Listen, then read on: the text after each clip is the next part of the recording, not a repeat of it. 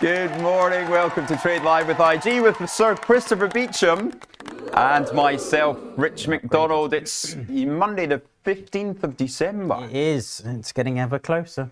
What's getting closer? I don't know. Stuff. Our holidays. Other stuff, yeah. So, Sir Christopher Beecham decided not to come to the marketing Christmas party last week where we were singing karaoke. So we're going to have Chris Beecham singing karaoke this morning. Everybody tune in for that one. Can you imagine? After 8 a.m. Yeah. What else is coming up on today's show then, people? I hope you had a wonderful weekend, and certainly calmer than mine was, talking about Christmas parties. So this morning we have myself and Beachy through till 10 past 8 when you get Guess the Chart. And then Angeline's doing a quick leap in here for quarter past 8. There you go. And Trader Friends is going to be with you then through till 8:30, at which point Rudolph the Red-Nosed Reindeer will be in here doing his Trade of the Week at 8:30. And that takes us through to 9 a.m. when Garth McKenzie joins me for a little bit of a trading chat. There we go. I think he's rounding off the year with Trade of the Week, I think, because obviously it's a bit of a write-off the next 2 weeks, isn't it? Next 2 or 3 weeks.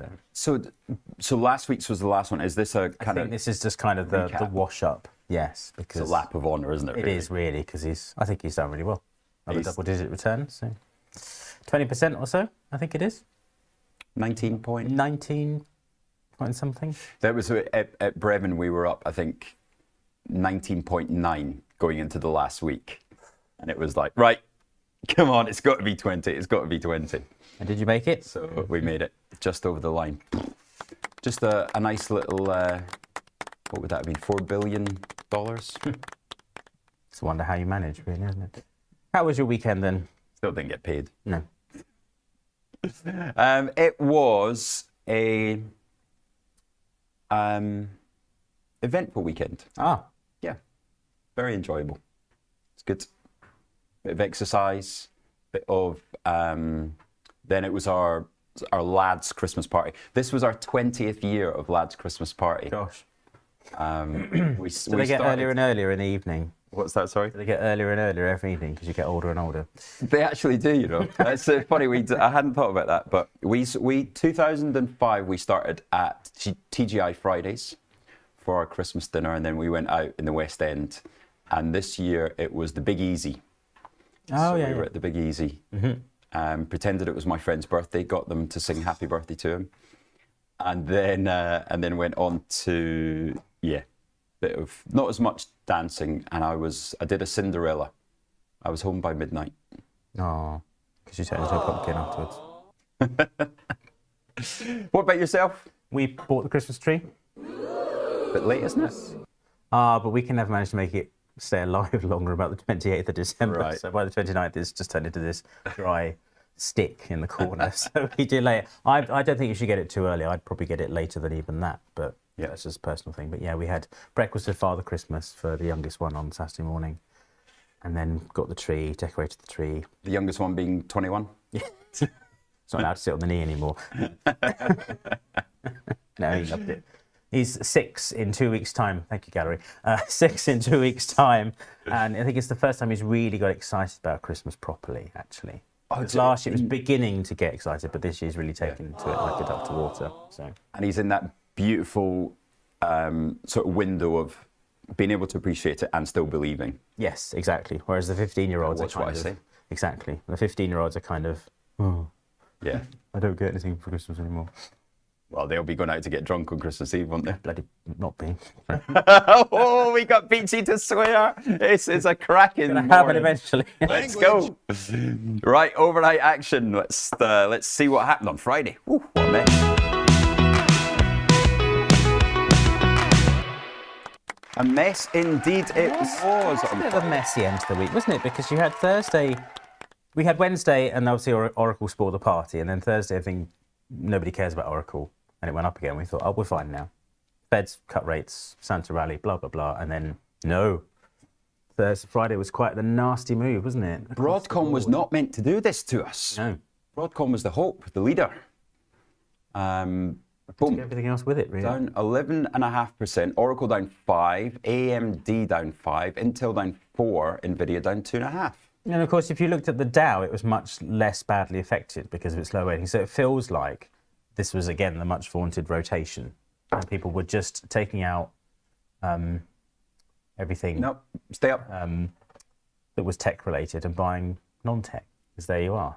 There we go. Citigroup up 5%. GE up 4%. Tesla even up 3.3%. That was the real kind of standout, wasn't it? 460. It's such a bad performance from the Mag 7 this year, and arguably whether it should even be in the Mag 7 anymore. Yeah. Broadcom has trounced.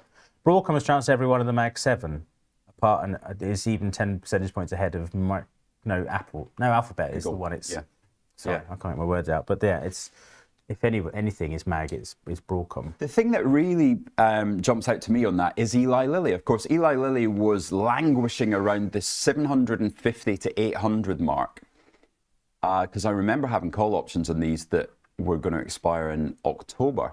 And suddenly, since the 1st of November, this thing's moved up 25%. Now, that is real rotation, isn't it? Yeah, it's proper sort of changing around, which is a healthy movement, I think, if you want to see the market continue. It can't just be tech. Even the biggest tech fans would say that. And I think it's the fact that you're seeing this sort of shift. And you can argue why, and where Oracle and Broadcom have spooked everybody because of the earnings reports. But it's the kind of thing you need to see. And US small caps have done really well, haven't they? If you look at the Russell, someone's lit a rocket under that for a change, and they've so that was all-time highs on Thursday, but I think it did pull back a little bit on. Yeah, it also got smacked a bit, but then it's sort of small caps. But yes, and that's breakout as well, isn't it, for the Russell? So that is rotation, proper rotation. Yeah. Now, that was the story of the Nasdaq, but of course, Asia affected by those tech moves as well. So you've seen some weakness in Asia overnight, down 1.3 in Japan, similar in Hong Kong. South Korea was even worse. South Korea down 1.8. So yeah, it feels like a bit of a tech rout, doesn't it? And then Japan banks did very well the last couple of weeks because of the expectations that they're going to hike rates this week, of course. So while it is the last week of the year, it's also quite busy. Everything seems to don't entirely write the week off, has to be said. If only we had somebody that did. Yeah, if only we did have somebody. Like a really good, what to look for. Really good summary week. Who does that? Who does that around here? Is there an email that goes out on a Sunday? There is an email that goes at 6 o'clock on a Sunday. Chris Beecham's insight. Go on, tell me that's not written by AI. I swear that used to be. No, it definitely isn't. I promise you that isn't. Chris Beecham's. I swear there used to be a possessive apostrophe there, but there we go. Possessive apostrophe. Yes, because you have. Trumpet fanfare, please. You've got the Bank of England. That's the worst fanfare I've heard in here. Bank of England cutting rates, European Central Bank holding rates, and the Bank of Japan, which doesn't get a hyperlink for some reason. I don't know what they've done to annoy the web editors. Is going to hike rates. So there we go. See, the Fed gets one as well, but the Bank of Japan doesn't. Yeah, it tells us exactly the situation we're in, doesn't it? We're getting lower rates in the US, lower rates in England, ECB. But not in Scotland. Sorry, yes. Jeez. Well, Bank of Scotland. How are those kilts? Did you buy any kilts, any Scottish government bonds yet? Have you bought any of those? Is that a thing? Yeah. There's Scottish government bonds. Did you miss this? I don't know if they've started selling them yet. Oh dear. They're calling them kilts. Did you remember? I think we discussed this. Very clever.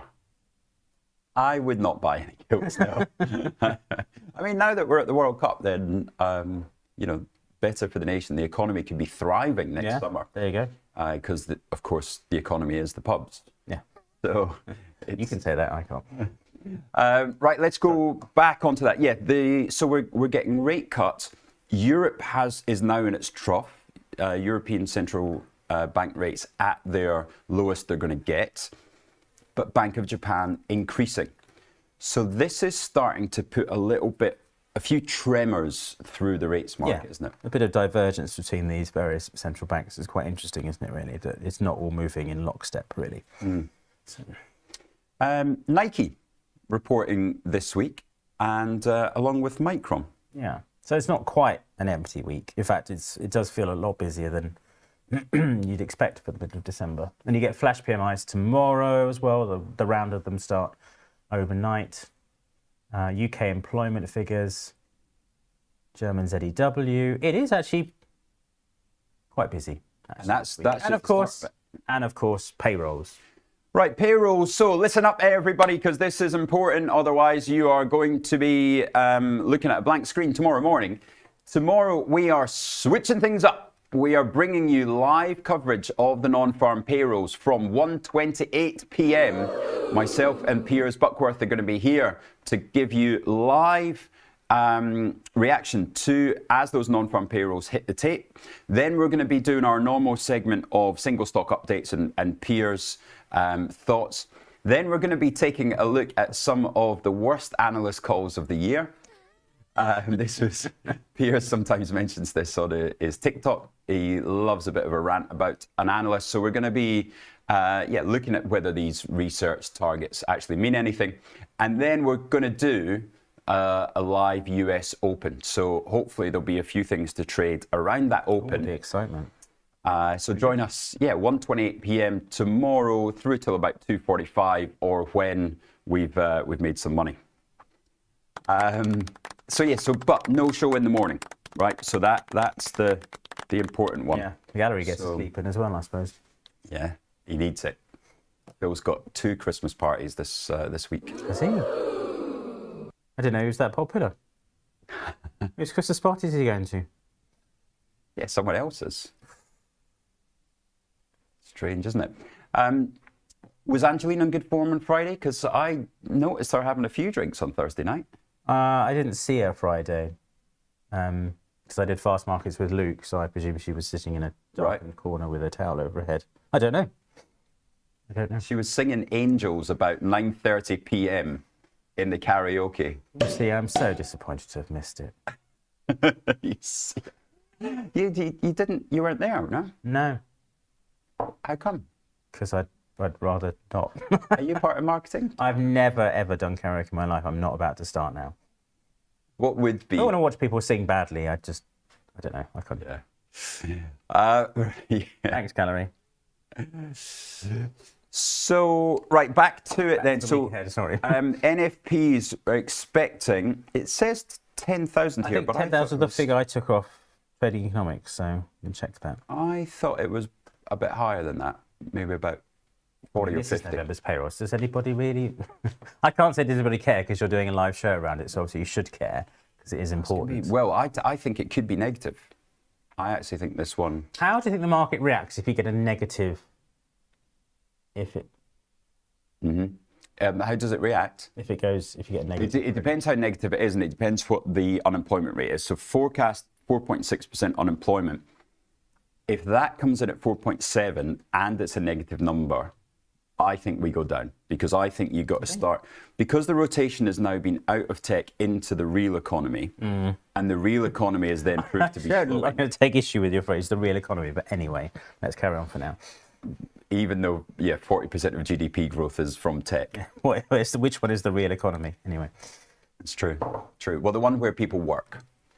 The one that 99% of the population work in, I'd call that the real economy. Right, okay.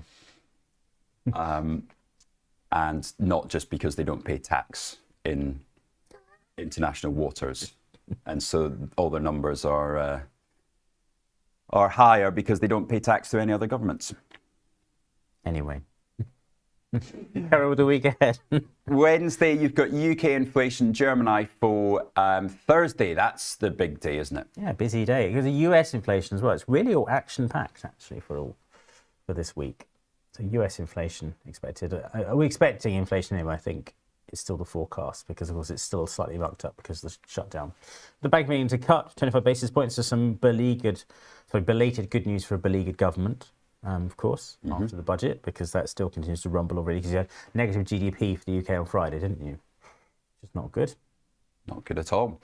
Japanese inflation comes out at 11:30 p.m, so that will give you some idea, I would imagine, nailing the BOJ rate decision. So if you're going out on Thursday night, you may as well stay up, because 3 a.m. is going to be hugely important to, not just this week's market, but potentially going forward if we... As we cross into the new year, it's just with the BOJ sort of on hiking watch. Who else joins them next year? Don't forget, a few of the Fed, of course, expected to hike rates next year, which was interesting. So that's going to be something to keep an eye on. And then WH Smith on Friday is going to be interesting. There's a weekend piece in the Sunday Times about this. Quite an extensive piece, actually, saying they desperately need a new CEO to come in and show them the way forward. Really? I thought they were doing all right now they'd spun off the high street bit. WH Smith, no, the accounting... Oh, the accounting stuff. Oh, yeah, of course, sorry. Only down 40%. Only done them honest whack to the share price. They just make loads of money off the airlines, or the airport concessions. Yeah, but they were, the great hope was 800 new stores opening in the US. Yeah. In their travel areas, and that's all now put into question because they actually don't know whether the US can make money or not, because it was all in accounting. Made up. Fake news. Yeah, fake news. Then we've got Nike on Thursday. Did not know that was out on Thursday night, actually. That's what it says, so I put it in. What I could see, I think it was... No, we last heard from Nike less than 3 months ago. It's like my homework marked in real time with you sometimes.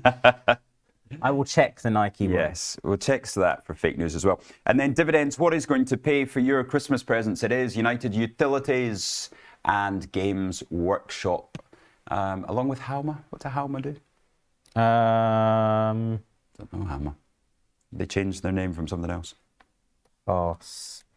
I know they've increased their dividend every year, I will tell you that much. They are life-saving technology, based not far from me in Amersham, actually. Interesting enough. Lovely. Good stuff. Right. Shall we take a look at the newspapers, Mr. Beecham?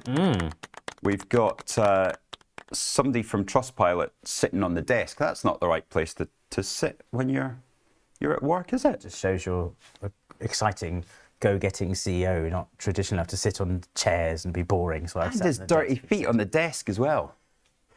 I'm not happy about that. No wonder the stock's going down.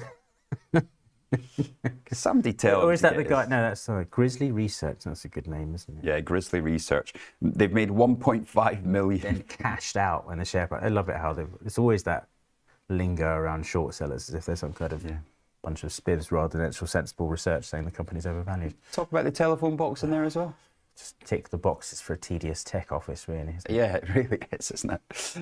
And then, so there's the piece on WH Smith recovery will be a marathon, not a sprint. Is that a nod to Snickers? Or that's what it should be. I think you're overthinking that. I think WH Smith recovery will be a Snickers, not a sprint. See if anybody got it. No, not in the time. If you have to explain it, it's too hard. But yeah, not any bit. Oh dear, that rings a bell. So I've actually been in this situation before.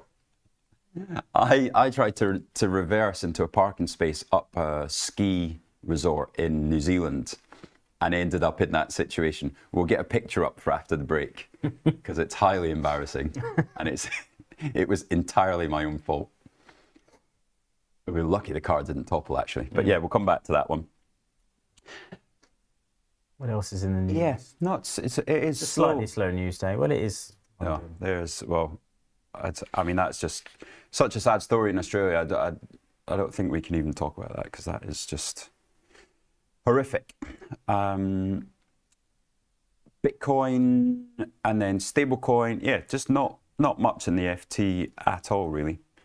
I'm sure they'll be delighted with you telling them that after producing the paper for the morning. But obviously, still, if you look at the market section, silver above $60 for the first time on global supply squeeze. That was the big story in the markets. And still this warning from Trafigura last week saying a super glut of oil, which really walloped prices last week. They did come back. Did they come back? No, they didn't come back Friday.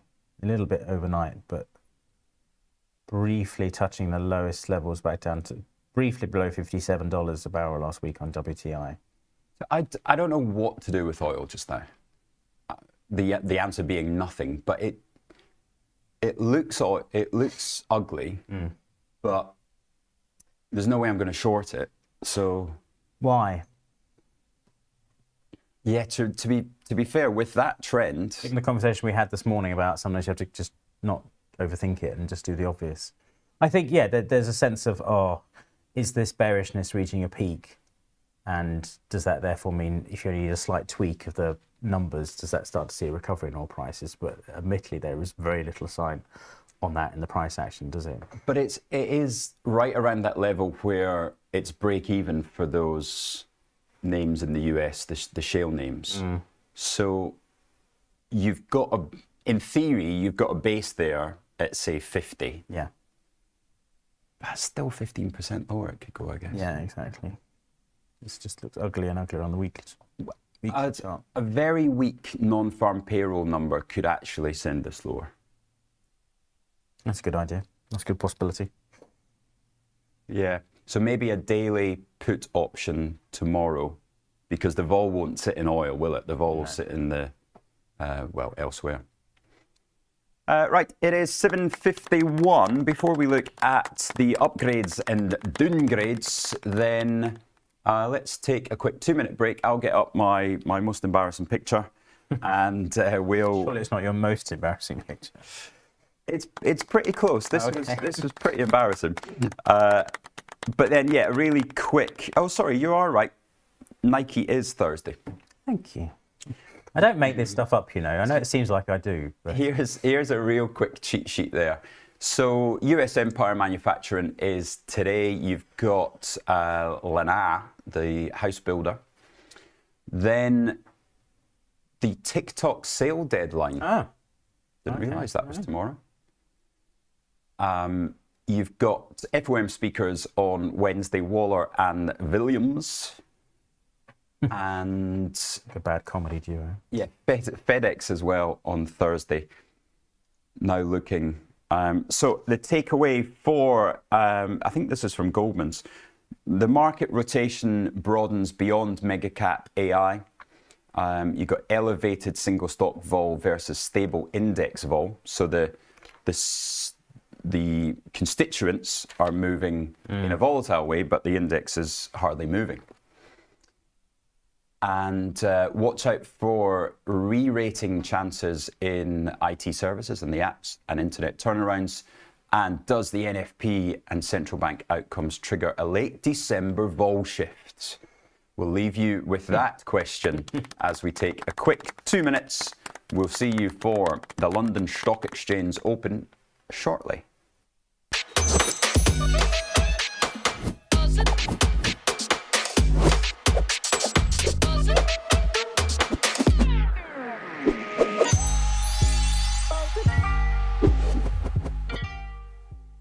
If you're looking for flexible ways to trade financial markets, whether you're experienced or new to trading, you've come to the right place. CFDs let you speculate on the price of financial instruments like shares, indices, forex, and commodities without actually owning them. You can benefit from both rising and falling prices across 17,000 markets, letting you find the perfect opportunity. So if you think the market's going up, you buy. If you think it's going to go down, you sell. When trading CFDs, you're trading on leverage. Now, leverage lets you trade bigger positions with less money up front. So this increases your profits on your trades, but also remember your losses are also amplified. So be sure to manage your risk. With us, you're not alone. You're part of a wide community of traders that you can learn from. We've got the experts, the tools, and extensive educational resources to help you on your journey. If you're not quite ready to trade CFDs with real money, you can always give it a go on a demo account. Open an account today, join the conversation, and be inspired to make moves.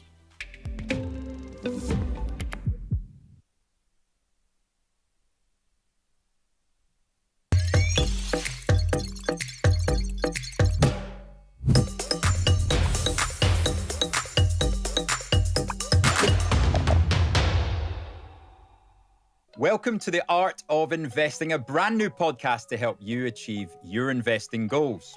Join me, Rich McDonald, and my co-hosts, Mark Spice Holden and Chris CJ Fellingham, every Friday when we bring you updates from the markets and insights from our combined 100 years of investing experience.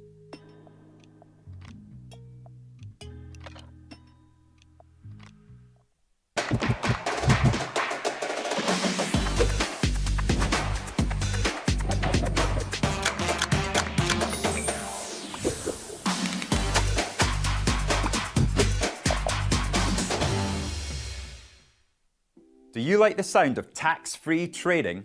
Well, that's exactly what spread betting enables you to do. This tax-free way of trading lets you speculate on the price of over 17,000 financial instruments, like shares, indices, forex, and commodities, without actually owning them. With spread betting, you can benefit from both rising and falling prices, letting you find the perfect opportunity. So if you think the market's going up, you buy. If you think it's going down, then you can sell short.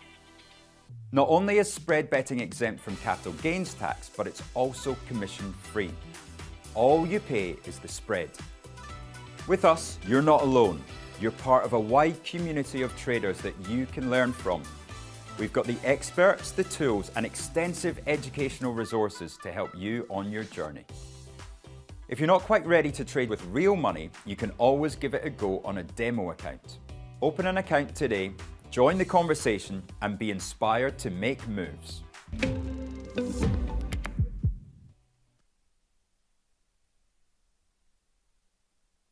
Hello, I'm Axel Rudolph, Senior Technical Analyst at IG and Fellow of the Society of Technical Analysts with over 30 years experience in trading the financial markets.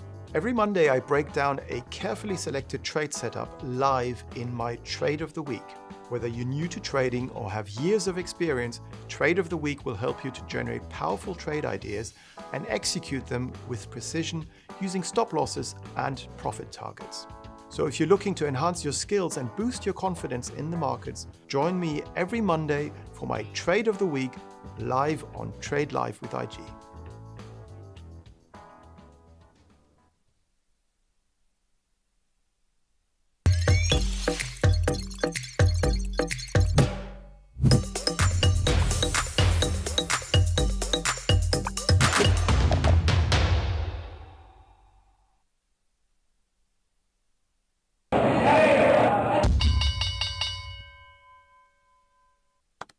Hello, welcome back to our countdown to the opening bell. We are minutes away from the market open on this, the 15th of December. Rich is still frantically searching his phone. I might have deleted the picture because it was such Promises, a over-promise, memory. under-deliver. There's a theme emerging here, really.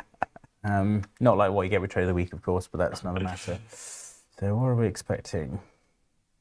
No, he's still going. Okay. What is FTSE to open at 96.93 according to this. So again, up slightly from where we were on Friday's close. Slightly more positive atmosphere enveloping European markets this morning.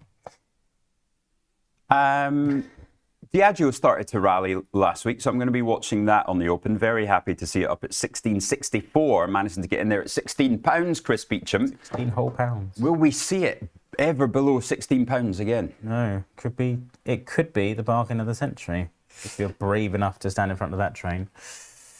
But we're close. I was a year off. Oh, It was 2020, not when you were all locked in your homes. I was up skiing, trying to crash my car into a mountain. there we go.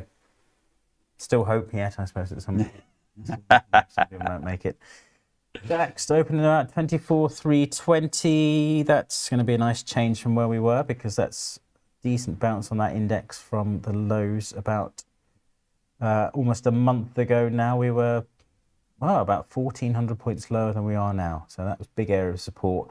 But the problem is for this index, every time we get up to about here, we come off again. So this is interesting to watch as the week ends. And somebody's saying on the chat, do we think the FTSE can make that 3.2% jump to reach 10,000 by the end of the year? I suspect it's probably a bit too far. Let's be honest. Or if it is, it's going to be in the 31st of December. Yeah, exactly. Just get marked up 80 nobody's bits. looking. So yeah, I suspect I wouldn't be surprised if we see it early on next year, 10,000. I think people come in fairly positive, and then we'll see what it does before then. Interesting. Right, how close are we? We're 4 seconds away. Go on, ring that bell, Chris Beecham. Very disappointed I can't find that picture. Let's have a look at how the early risers. There's no surprise there, is it? Scottish Mortgage Investment Trust, did the Nasdaq not continue to sell off? Or they own some of SpaceX, don't they? Oh, did they? I think Scottish Mortgage Investment Trust owns some of SpaceX, so that's starting to get very exciting. It's not the investment trust, which is a boring name. Yes. It's doing some of the most exciting stuff.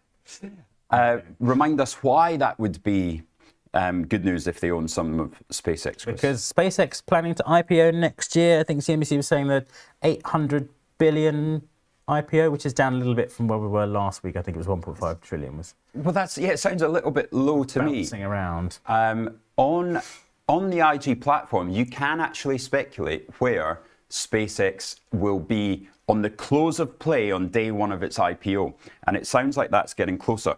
So we'll take a look at that after we've done the rest of these moves, because there are some quite big moves in the FTSE here. Yeah, for Expo, obviously I think that must be the Ukraine news. That Ukraine is apparently dropping its demand for NATO membership as part of this crab-like progress towards some kind of deal. That's interesting. Mining stocks, Rios and Glencore up 1%. But storming away, and the top three this morning is Fresnillo, the best performer on the FTSE 100 this year.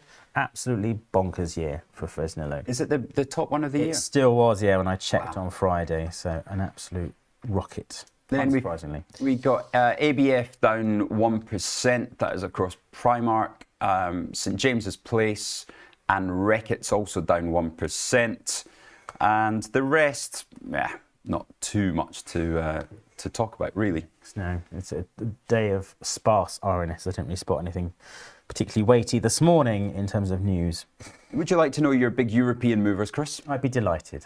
Deutsche Bank, BNP Paribas on the upside. SocGen is up there as well. So it's the European banks. And then we've got Stellantis up 1, still around that, just over the 10 euros mark. Total Energies up 1%. Looks like you could do with a bit of heating fuel. It's cold. It's your fan in the corner. Every time it turns on, I get a little blast of cold air. Well, it's good. They got to be there to support me. Come on, Rich. Come on. Just the one, though. Hey. That's all it needs. LVMH up a little bit this morning. Must be some pre-Christmas champagne buying going on there, maybe. Right, what is popping to the downside? Rheinmetall, 1,600 euros. How did they do last week? They had a good week, didn't they? Last week? It was decent. Decent week. And then Philips, small lower as well. So not really any big moves. Adidas, watch out for a big move on Friday, of course, on the back of the Nike numbers there. I think they'll be losing share, though, so that'll be an interesting one. If Nike have run into these results, $67. And at 67, they're going to have a decent, better than the conference call last time. But I think if they're winners and Adidas moves higher on that, then I'll be looking to knock some of those out. Seems to be the way it goes, isn't it? Yeah. Silver, another 2%. That's back. That's not new highs, because of course we did get 60, 64, 60. Hugely volatile day. Week. Piers messaged me at about 11 o'clock saying, "Hey mate, it's time to short silver, isn't it? It's time to short silver." I was like, it's a dangerous game. I wouldn't do that. And if we just want to go to the GIP here, you'll see he was actually spot on. To give it to him, he was right for a while. He was right for that. Yeah, 1 hour window. period. But it did go down 5% in that time. Jeez. And that's what you have to understand, isn't it, with silver? When it goes, it goes. And you have to be on a daily chart that looks like nothing, but obviously that is a nasty kind of move. If say you bought it last week, you were late to the party, it's come roaring back again. So there's clearly a lot of demand to push this one. Right, very good gallery, yeah, stairs up but the lift down, yes. Where do you find SpaceX then on the platform? You go to Discover, and Discover under IPOs, it is there. So you get not only SpaceX, but you also get Revolut and OpenAI as well. And remarkably, OpenAI has not budged. I am dying to short this thing, but I do not understand. It's gone up since Sam Altman had his horrific podcast. Oh, since We're Going to Need Money. Yeah. Now, smart people in the market think this has probably come off 30%. You know, its perceived value has come off 30% since, and yet it's still up there. So I'm going to do it. Let's see. Of course, it's the price on the end of the first day of trading, isn't it? End of the first day of trading. I don't think this thing will ever come to market, but I do think that the perceived value might fall in the meantime. So let me just check if is that £10? So there's the daily, look at that, right? So from the 29th of October, it's gone up from 890 to where it is today. That's wrong. There's no way that OpenAI is trading at its high. It's just wrong. Well, you should... Well, either that's wrong or Oracle's wrong. The problem is you can't do an Oracle OpenAI pair trade because this one might not come to market. You best get the desk in. Give them a good grilling. Right, so one contract's £10 a point. This is the first time I've ever done one of these, actually. To do £10 a point? Sounds sensible. OpenAI is not about to double, is it? Could do. Could do. Not quite sure how, but let's start with one and just make sure that I'm doing it right. So there we go. This order takes you over the maximum size for this market. That's why it's still high value. Right, look, Moore, my PCM. Let's get on this. Get an angry phone call now. Yeah. Disgusted. Not having this. South Kensington. Why is our OpenAI IPO market not working, please? Anyway, SpaceX is the one we were talking about. Look at how much it has gone up in the last week. This is why you should play these IPO markets if you are got a feeling about it, because 850, it's gone up 45% in the last week. That's a bit mad, isn't it?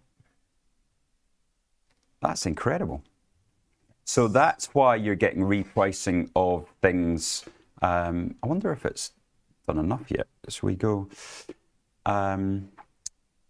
Scottish mortgage investments. Let's see what Scottish Mortgage Investment Trust have got. Yeah, they own 8%. Wow. Has this actually gone up, or is this a trading opportunity? They own 8% of SpaceX. Wow. That's mad. Or is it 8% of their portfolio? Yeah, surely it's 8% of the portfolio. Is that what that means? I think there must be, yeah, space. Is that what SpaceX stands for then? That shows my ignorance, isn't it?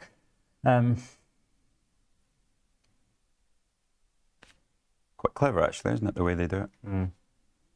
Yeah, that's a really nice... But yeah, so if they've 8% of their fund, 8% of the trust is in SpaceX. Wow. TSMC, it's done all right, hasn't it? Yeah. Mercado Libre has done incredible. Has it? I haven't followed it at all. The South American Amazon. Oh, the South American Amazon, okay. Then Amazon. ByteDance has probably not done great because of the whole TikTok debacle. Meta not done great recently. Shopify hasn't done well, has it? No, I don't think so. But yeah, if we look in the last week, Scottish Mortgage Trust, if that's 8%, 8%'s gone up 40%. So you should have at least seen Scottish Mortgage Trust gone up 3%. And it has. Yeah, there we go. So we're not ahead of anything here. It's gone up. It's gone up about 6%. Wow. There we go. Not bad, is it? It's not bad at all for them. Yeah. Good. Right. It is 8:10 in this beautiful morning. If I find my picture while we're outside, I'll get Phil to put it up for you and Ange to have a laugh. Yeah. Yeah, and we'll see you back. So I'm with Garth McKenzie in about 50 minutes time. And then, of course, that comes after Axel's review of the trade of the year. Trades of the year. Trade of the week. Trades of the year. Trade of the year. Yes. We'll see you in 2 minutes with your trader friends.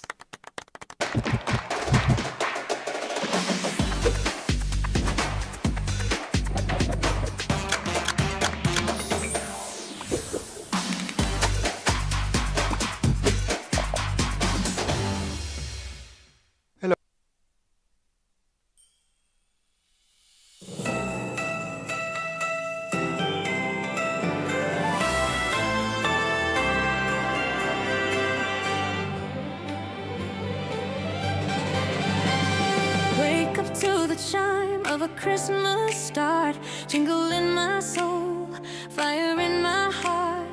Cocoa's warm, the charts align. Winter's awake, and it's our time. Rich with the grin, and chums along, feels like the place where we all belong. Moments of laughter, the market spin, deck out screens as we dive right in. Every turn, every chance, step into that Yuletide dance. The numbers rise, the bells will play. Together we shine today. We're dancing through the winter rain, feeling that cheer again. The rhythm moves, the crowd will sway. We're chasing the snow-lit day. Oh, we're guessing the chart. We're playing our part. It's a Christmas day. Fills at the board with a festive cue. Dom's on the deck with the perfect view.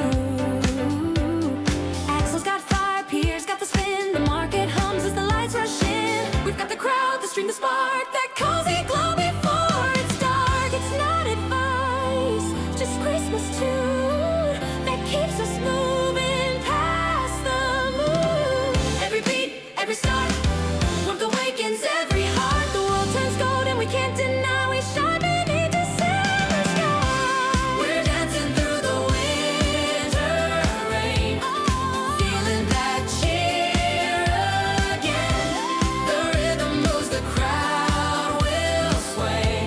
We're chasing the snow bright day. Oh, we're guessing the chart. We're playing our part. It's a Christmas day. Hands up high, let spirits rise. Stars reflect in trader eyes. When the bells ring out and the screens glow bright, we rise with trade, live with our G tonight.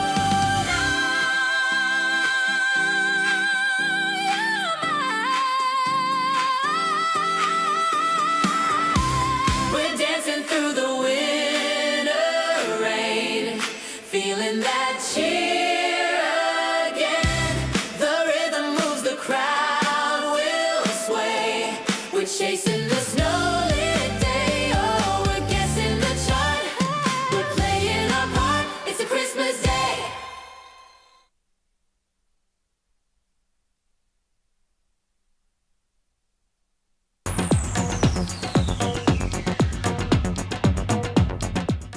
Hello, hello, welcome. Good guessing. Lots of people on the chat there. Boston Frank, Jesse as well, coming to the fore with Diageo. What did Boston Frank say? No, that was Bitcoin Ether. No, it's a song. Yeah, Pilatus coming in with Coda. Nadal. I was going, what is good? Wow, there you go. Pilatus got it. Never heard of it. Told you it wasn't helium at the bottom, but I guess then we were Did not say thinking it of wasn't helium 1. helium. You said it might be helium. I said it might be, but I said I don't trade something that is of that. That chart is painful. Caudal Minerals, yes. Looking for value in that share price. Yeah, I think the CEO also won the award for worst framed, not on our end, by the way, on their end, because we had to do a Zoom interview in the end, didn't we? But the framing was a bit interesting, shall we say? How are you? Chris? Fine, thank you. I'm fine. So lots to get across here. I just want to quickly check copper whilst we're at it, because copper has had that move sharply low on Friday, but it has started looking like it is coming back to the fore again. Those of you watching this, you would have heard me 3 months before Finamize, actually. Finamize, yes. Don't bang the table, it really annoys the gallery. I know that because I do it myself. 3 months before Finamize actually came out with an article, because they, I don't know whether you saw on Friday, they published an article over the weekend talking about silver and copper. Of course, we've been harping on and talking about this trade since the summer. And copper, taking a look at this, is starting to march back up again. This is the 5-minute chart. It's found a base. A longer term, of course, it's higher, but the fundamentals remain. Fundamentals remain that I just checked this number, and copper is still very much in a tight supply scenario. And Citi has also come out with a line on copper, saying they expect the US to hoard global copper inventory and draw further on depleted ex-US stock, adding that prices may hit $13,000 per ton. This is a good chart from, I saw Glencore on my screen that they have from last year. So this, I mean, you might say this, Glencore would say this anyway because they're Glencore, but huge supply gap really in terms of what the globe needs for copper and what it's actually getting and what that likely means. This is from last year's Capital Markets Day, but I think the point about lacking supply is still very relevant. Of course, the opposite of what's going on with oil prices at the moment anyway. So. And Citi is actually late to the game, trader friends, because you saw me talk about this 3 weeks ago, pointing out UBS's outlook, which actually Citi has, could be accused of copying their target, but UBS has said earlier than Citi that copper will hit 13,000 by 2026, and this lovely infographic here has it's a lovely picture of why, and it's to do with renewables and obviously this supply squeeze. So, how was your weekend? It was nice. We picked up our Christmas tree. Sitting there, hoping that it stays alive until after Christmas. Your Christmas tree, have you got a theme or every year you've got? Oh. No. Do you have a theme?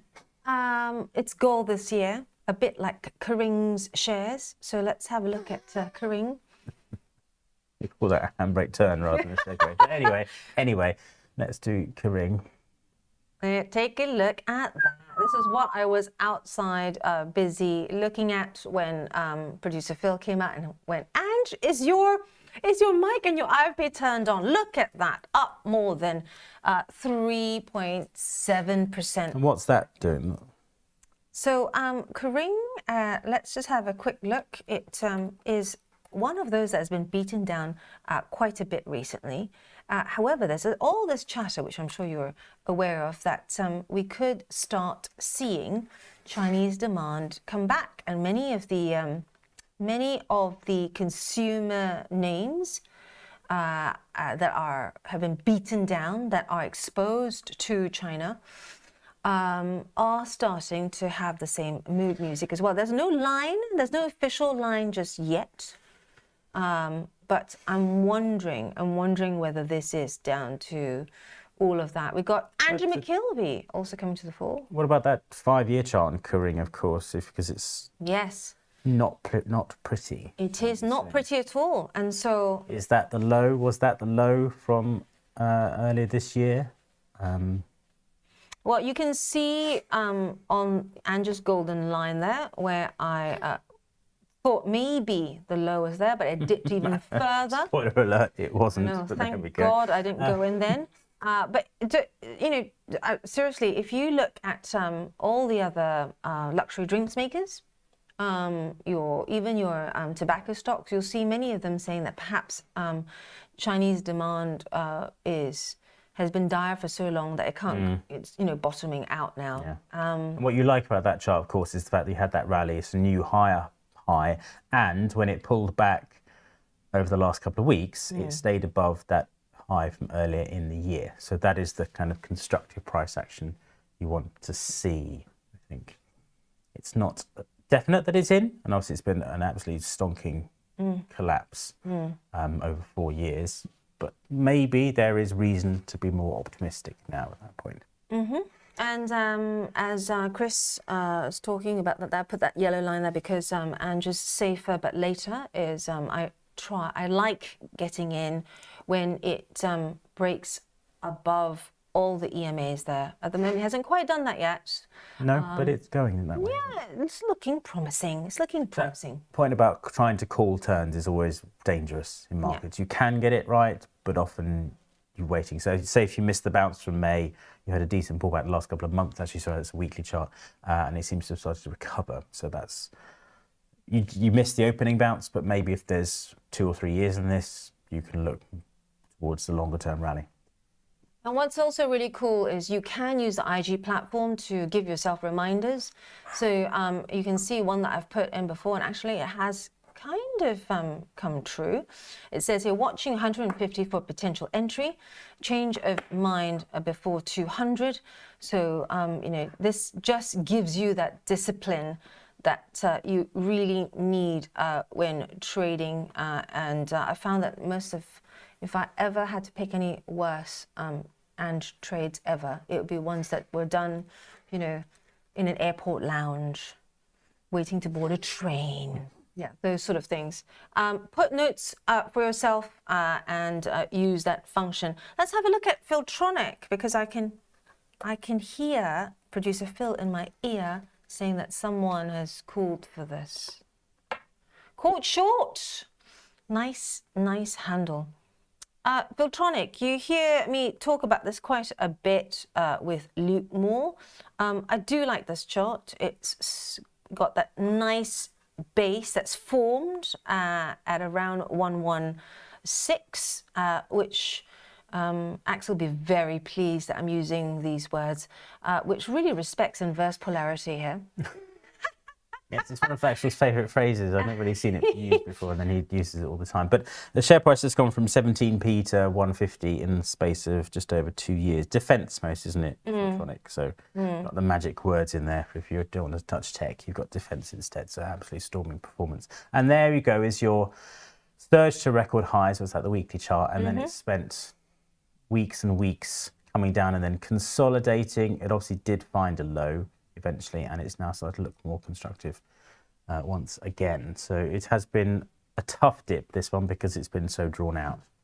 You've a couple of false storms. You'd probably be forgiven for jumping in earlier a couple of times here, but it now seems to be following through on that one. And as you say, holding above all the averages on the weekly charts, always very positive. Trading at 23 times earnings, so it's not exactly cheap, but Client sentiment, let's have a look at that. not a, as we said, not a massively popular stock, as we said. So One that is popular though is Saga. If you want to get that up, it is what? Saga. Oh, Saga, yes, of course. Right, Saga is very popular. Andrew McKilvey has got Saga. Rich is of course a subscriber. Yeah, he must be on holidays regularly. Saga has been very much on a tear. This is the daily chart there. One that I really like because, as you can see, price action is very healthy, looking very healthy. Very nice, very nice. Not Yes. not when you get a pullback. We've probably said this before. It doesn't really test too many of the moving averages. So very healthy demand, evidently in the. One really interesting thing about Saga is it was looking to expand its offering to a more diverse age group. Did you hear about this? Oh, really? Yeah. It used to stand for something, didn't it? Saga. I can't remember, but Jerry, he used to be here. I think his brother-in-law or someone in his family worked in Saga. But it has been very often the FTSE small cap gainer, biggest gainer. And in travel, they have a very strong foothold in the older client segment. And On the Beach, this comes as On the Beach has reported a rise in second half forward bookings. Good. Stunning themselves with those numbers. Saga, the second best performer on the small cap index this year, 179.4%, just pipped by Secure Trust Bank at 181.8%. The only question I would ask is, and this is to Andrew as well, who's very knowledgeable in this area, is has the recent Rachel Reeves shockwaves meant that people are going to be more cautious when booking their holidays and travel insurance going forward? We've certainly seen a lot of changes in the area that I live in, and also if you're concerned that your house prices are suddenly capped, will that actually change your plans? Spaceship parts. Oh yes, yeah, Filtronic, not for Saga. Not for Saga. Saga announced its decision to branch out into spaceship parts. Thank you, Laurie. Maybe they'll SpaceX and partner for old age pensioner cruises to space. Off to Mars for your 50th, not make it 60th back, anniversary. You might not make it back. We'll give you a cheaper one way only? Oh, there's the Oh my goodness me! Was he at Speaking of not making it back. Yeah, speaking of not making it back, was he at the helm? Yes. Oh my goodness. So, infer what you like about his trading from that. What I want to know is, what that person at the back is thinking. Phil just said something in my ear that I can't say. Let's have a look at the chat there. Maybe he needed some spaceship parts for the car after that. Speaking of spaceship and all things, related to the sky, but BAE Systems, have you covered that yet? BAE Systems. No, not at all. Because BAE Systems down 1.5% there. RSAX, if you are still in BAE Systems, that's down because of the weaker European defence sector. As I said time and time again, wait for commitment in the coming year. All the money allocated for this year has been spent. So unless we have any sudden change in hostilities over the next few weeks, that is the status quo at the moment. And you're seeing that play out across the defence space. Of course, if you're trading 2030 rearmament story, like Joachim Clement has been talking about, that is longer term duration. You're a very smart dressed man. Any Burberry products on you? No, good Lord, no. Burberry also, did you say good Lord, no? Never a fan. Luke Moore loves a bit of luxury. Last one, this is of course Burberry. Ronnie's favourite. It is Ronnie's favourite as well. Burberry, top gainer on the FTSE. They're up almost 3% following Kering higher because Kering was storming earlier on. And also TT Electronics, that's quite a small one, but a very big mover if you caught that earlier today. Is it dropping or? Yeah, there you go, the next one down. 20%, because the company, the firm that was bidding for it isn't bidding for it now. So there's almost the entire reversal of that move. There we go. You get motion sickness the way you zoom in and out of those charts sometimes. I'm trying to show you the bounce and also the reversal. So there you go. Heartbroken after the TT Electronics unplugged. There we go. Right, on that note, we're going to get Axel unplugged for you and plugged in here. Laurie Angel, they're saying cruises for the wealthy. Trying to Mars, one way only. On that note, thank you so much, Chris. Thank you. And we will see you on the floor. All of you, any questions, anything you'd like to chat about, please do ask on ask@ig.com. Don't forget, we've got Julian Wheeler on with me tomorrow. For those of you that caught Alcoa when he made that call, well done you.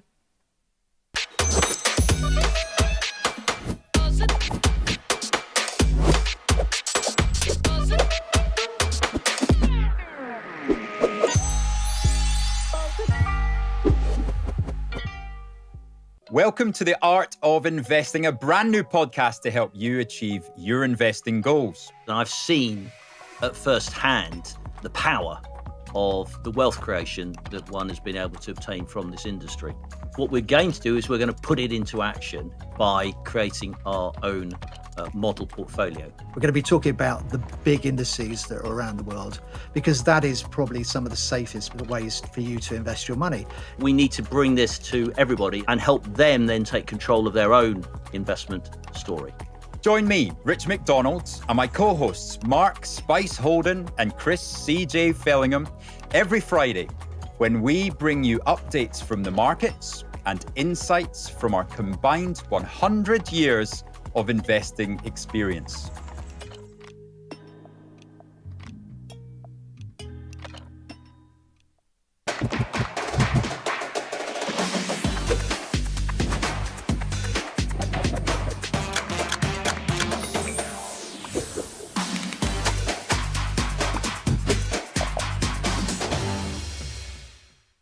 If you're looking for flexible ways to trade financial markets, whether you're experienced or new to trading, you've come to the right place.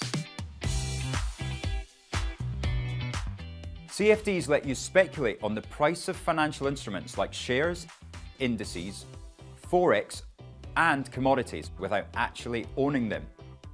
You can benefit from both rising and falling prices across 17,000 markets, letting you find the perfect opportunity. So if you think the market's going up, you buy. If you think it's going to go down, you sell. When trading CFDs, you're trading on leverage. Now, leverage lets you trade bigger positions with less money up front.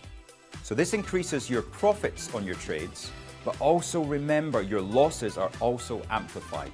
So be sure to manage your risk. With us, you're not alone. You're part of a wide community of traders that you can learn from. We've got the experts, the tools, and extensive educational resources to help you on your journey. If you're not quite ready to trade CFDs with real money, you can always give it a go on a demo account. Open an account today, join the conversation, and be inspired to make moves.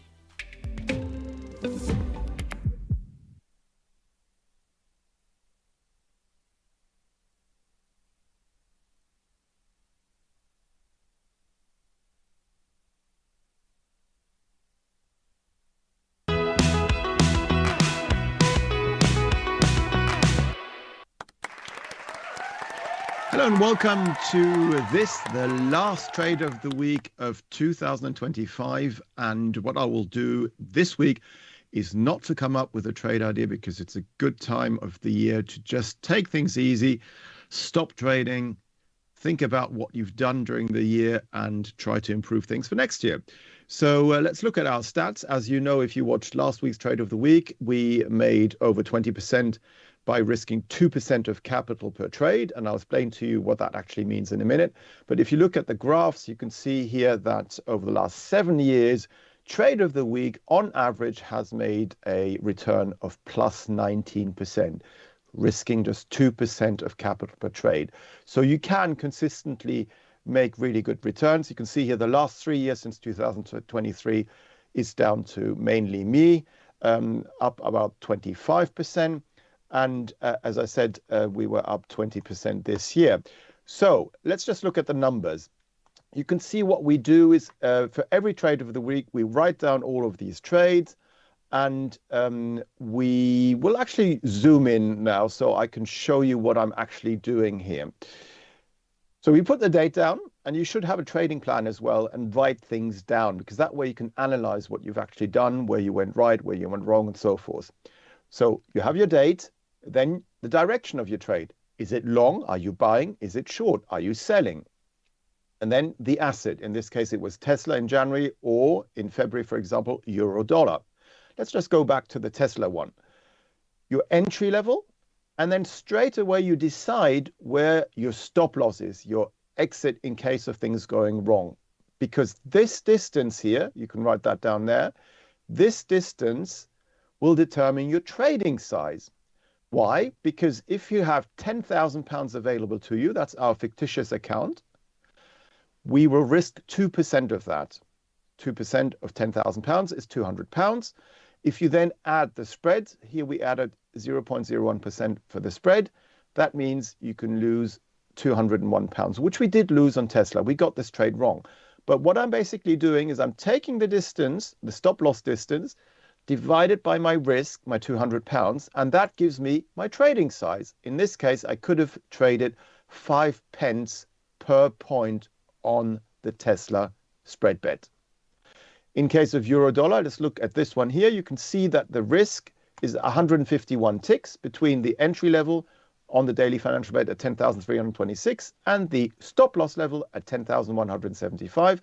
So I'm taking not 200 this time around, but what I'm actually doing, I'm taking 2% of wherever my capital is. And you can see at the beginning of the year, I had 4 losing trades in a row. And now the deposit basically that we have, the money available, is down to £9,377. So I'm taking 2% of this sum. And what I basically do then is take this sum divided by 151, and that gives me the risk I can take per point. So here for a euro dollar, where I wanted to go long, I could have risked £1.24 on this trade. So you can see how you determine your trading size by your risk, and your risk is always 2% of whatever capital you have available to you. And what you then also look at is your reward to risk ratio. You want this number to be positive, and you will see here most of the time it is positive. So what I'm saying here, for example, for Tesla, had I been right, I would have made 1.88 times more than when I was wrong. Or for euro dollar, I would have made 2.81 times more than I'm wrong. And basically, this is what makes you profitable trades, because you can see here, every time we're wrong, the red ones here, we lose £200 or so. Obviously, when the trading becomes bigger, when the size here, we had £13,000 available. Our 2% risk was then £267 or £261. So it was bigger because we had a bigger amount of capital available to us. But you can see that on the right-hand side here, the profits are bigger than the losses. £767 profit, 500, 600, and so forth. And this is what it is all about. And if you look at the stats, let me just find the right chart very quickly. Sorry. Actually, I had a chart. Oh, yes, I know where I put it. I prepared this one for you. Here we go. Sorry. So when you actually look at the graph of the P&L, you can see that the winners are greater than the losers, and the losers are always more or less the same amount. So we're keeping our losses small and we're letting our profits run. And this is how you can consistently make money, even if you're only right half of the time, or in my case for last year, 2025, 46% of the time. So I was wrong more often than right, but we made more average profits, bigger average profits than we had average losses. And this is what investing and trading is all about. Thanks for watching Trade of the Week, and I hope to see you again for another profitable year in 2026.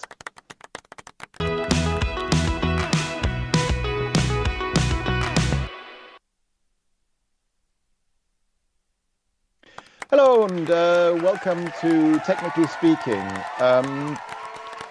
I've just got a question on margins to do with the Trade of the Week. And the question is, are you using the whole £10,000 each time and only ever having one trade on at a time? So 2 things with Trade of the Week.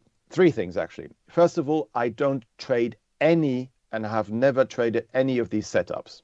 Why? Because basically, to be quite honest with you, I've got better ones, because I don't trade in a way where every Monday morning at 8:30 when I do this live show, I come up with a trade idea. This is not how trading works. You need to wait for the right opportunity.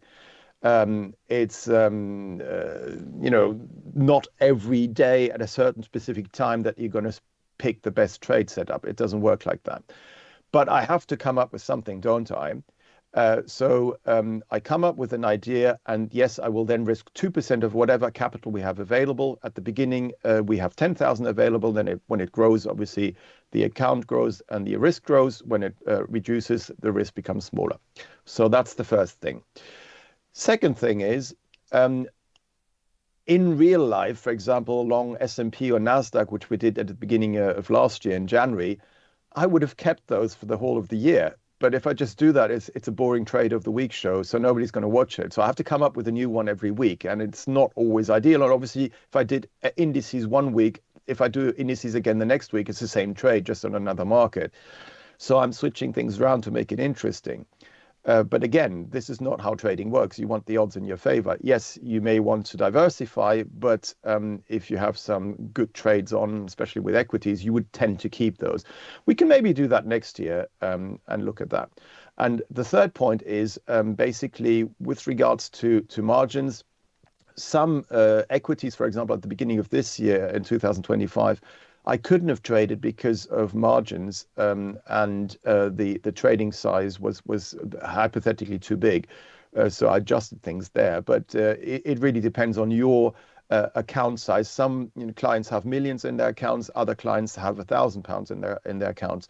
So now that you can trade down to 1 pence, I believe, on quite a few assets, you can really, really reduce the size. And the mistake not to make, and a lot of people do this, is to risk, for example, 10% of your available capital to you on a given trade, because I can show you that over time you will go bust. Mathematically, it's a near certainty that you will go bust. And some people are lucky; they get 5 trades right in a row, and thereby they're up 50%. If they risk 10%, great.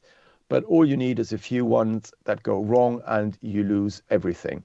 So don't forget, if you have 5 trades wrong in a row and you risk 10%, you've lost half of your money. You now need to make 100% gains just to get back to break even. If you want to learn more about trading and investing and all of these things, I do regular webinars for IG clients, and I for hours teach about these things and how to do that. So we can talk about that some other time. But let's go and look at some shares, and let's look at BMW. And analyze what we can do here. Bayerische Motorenwerke make very nice cars, and the share price is reflecting that. I mean, BMW is doing quite well, as you can see here. We're heading higher again. We formed this nice bottoming formation here, but let's actually go to the longer term chart, because I haven't looked at it for a while. Yes, that's what I thought. So you can see BMW had a record high back in, I believe it was 2015, so a long time ago.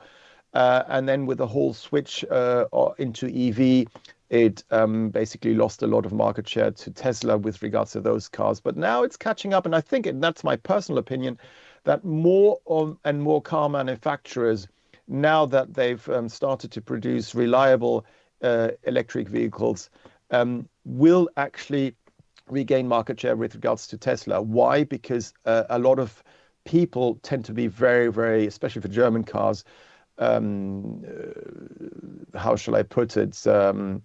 They tend to buy the same make. So basically, they trust a brand, and they will always buy the same one. So, for example, if somebody buys BMW, they're not going to switch to Mercedes. So they tend to buy BMW. Same with Porsche, same with Mercedes. And now that they're producing electric vehicles, they're just switching to electric vehicles from the ones we used before. So I do believe that that's going to change in the future. Maybe I'll be wrong. We'll see. But if we look at the BMW share price, we can see that we tried to retest that high from 2015 in 2023 and again in 2024. But failed to do so. What we're seeing, though, this year is a clear bottoming formation. Here you can see we had this hammer low in March of this year, and then what we did is we finally managed in July to close on a monthly closing basis above this February candle high. That's positive. Then we had consolidation, and now we're breaking higher again. So BMW definitely looking bullish. On the weekly chart as well, you can see this nice long candle in December taking us above that high from August. That's also bullish, and I would expect BMW to head above 10,000 on the daily financial bet, which is not far off. And you can see here it is still looking very nice and bullish. We have a series of higher highs, higher lows. If you're a short-term trader, your low stop loss, if you're long, would probably be the low from Wednesday of last week, because that's a hammer formation. You don't want to fall through here. But even if we were to do that from a medium-term perspective, you've now got, can you see here, all of these highs as really good support going back to August of this year. So even if we were to retrace lower, I think there's a lot of good support here between, let's say, 9,150 and 9,000 here for the BMW share price. So in my opinion, further upside more likely than any downside. Now I've got another question to do with Greggs. Let me have a look at Greggs, a UK company, as we all know. Is it about to breach an ADX of 14 to the downside? So that's the oscillator. I'm not going to put it on there here, but or potential volatile due to trading announcement. Well, a trading announcement obviously can change things and do quite often change things, and volatility is likely to increase. And you can also see that if you were to put on Bollinger Bands. Let's just do that instead of the ADX, because the ADX is showing you whether it's trending or not.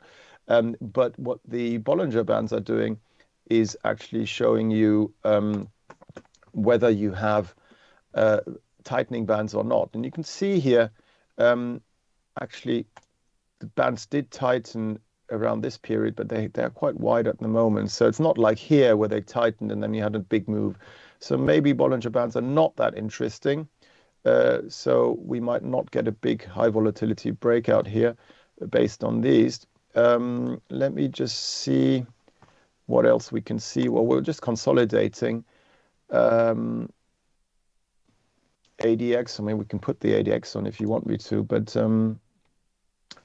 where is it? I cannot find it. Why is it not up here? Okay, not to worry. But anyway, ADX is backward looking. It's an oscillator which reflects the price action. So yes, it can tell you whether the market's trending or not, but you can also see that on the chart itself, to be quite frank with you. Or, you know, I do anyway, sorry, but you can see here we trended down, then we had an uptrend. Now we're losing upside momentum in this uptrend. What we're also seeing is negative divergence here with regards to these highs. The 5th of December high was higher than the one made on the 2nd of December. Yet if you look at the relative strength index here, you had a lower high. That was telling you that we were probably likely to consolidate or reverse. We are now consolidating. So the question is, what's going to happen next? Well, if you look at the longer term picture for Greggs, we are in this sideways trading range and have been since August of this year. Yes, we broke out of that sideways trading range back in November, made a low, but since then we've recovered and we're back in the middle of the sideways trading range. So the question is, from a medium term perspective, even if there's volatility around a trading announcement, can we break above the high seen on the 9th of October at 1,729 on the daily financial bet? If so, that would be, in my opinion, bullish, because what we've then seen is a lower low here and then basically a bottoming formation, and then we're heading back up again towards 2,000 or even higher. So that's one view. If it were to fall, well, it's pretty likely that we may find support between these lows here, between the July low and the low from September. That was made at 1,508. But these are probably only in view if we fall through the last relative low, which is the 4th of December low at 1,575. So as long as we're above there, we're just trading sideways. And as long as we are, below the 1,723 low high from the 24th of October. So just sideways trading range. So I'm not anticipating what Greggs is going to do. I'm just analyzing where the levels are, where support is, where resistance is, and then I'm getting ready for a potential breakout. And also, if we were to head higher, we would probably take out this resistance line.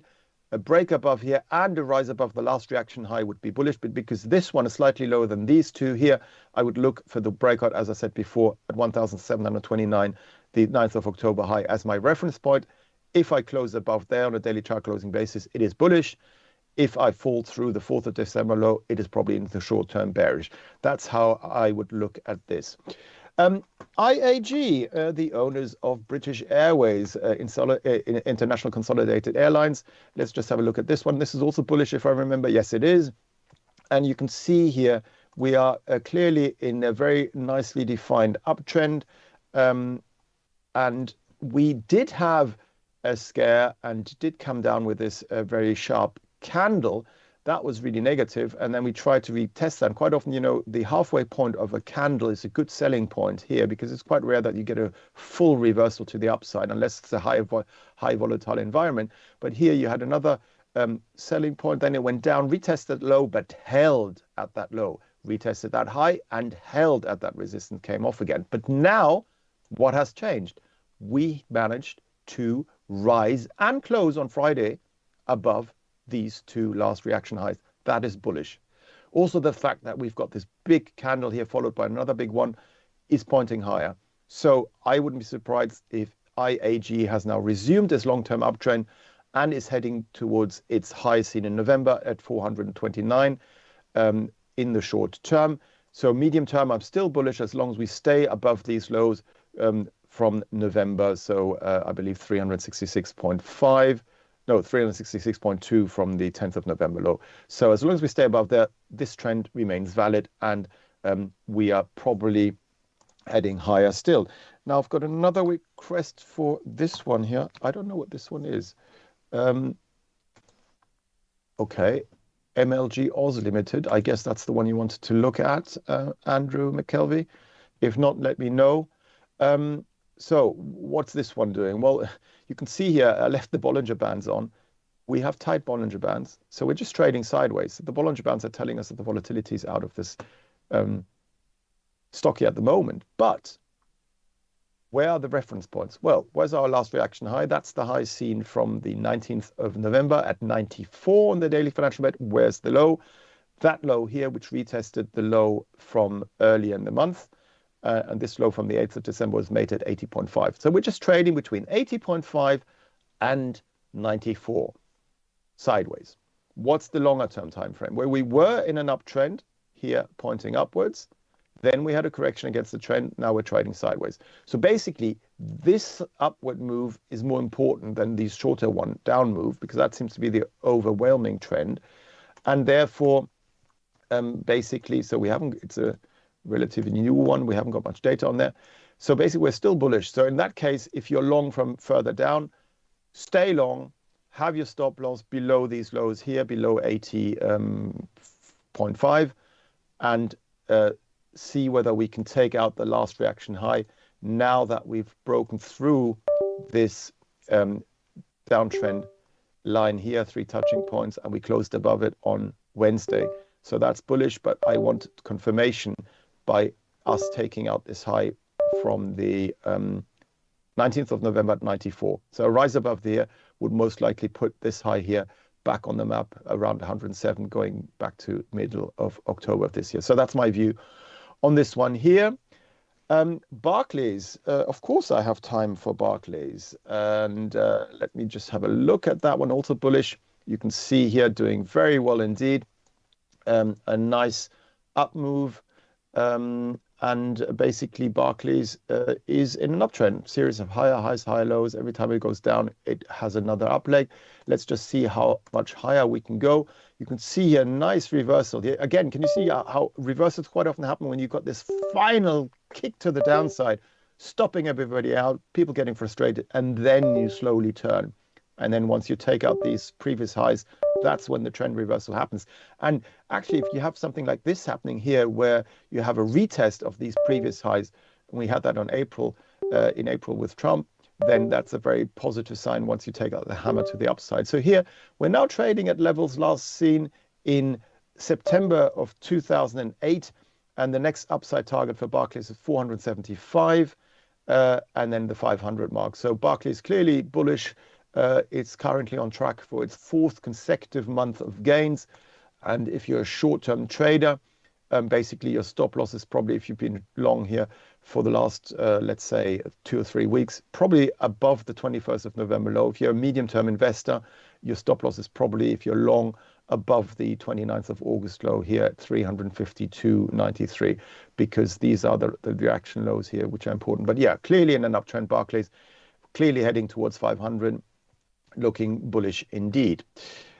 Meta, yes, Meta is also an interesting one. Let's just look at Meta. So let me just put that one in.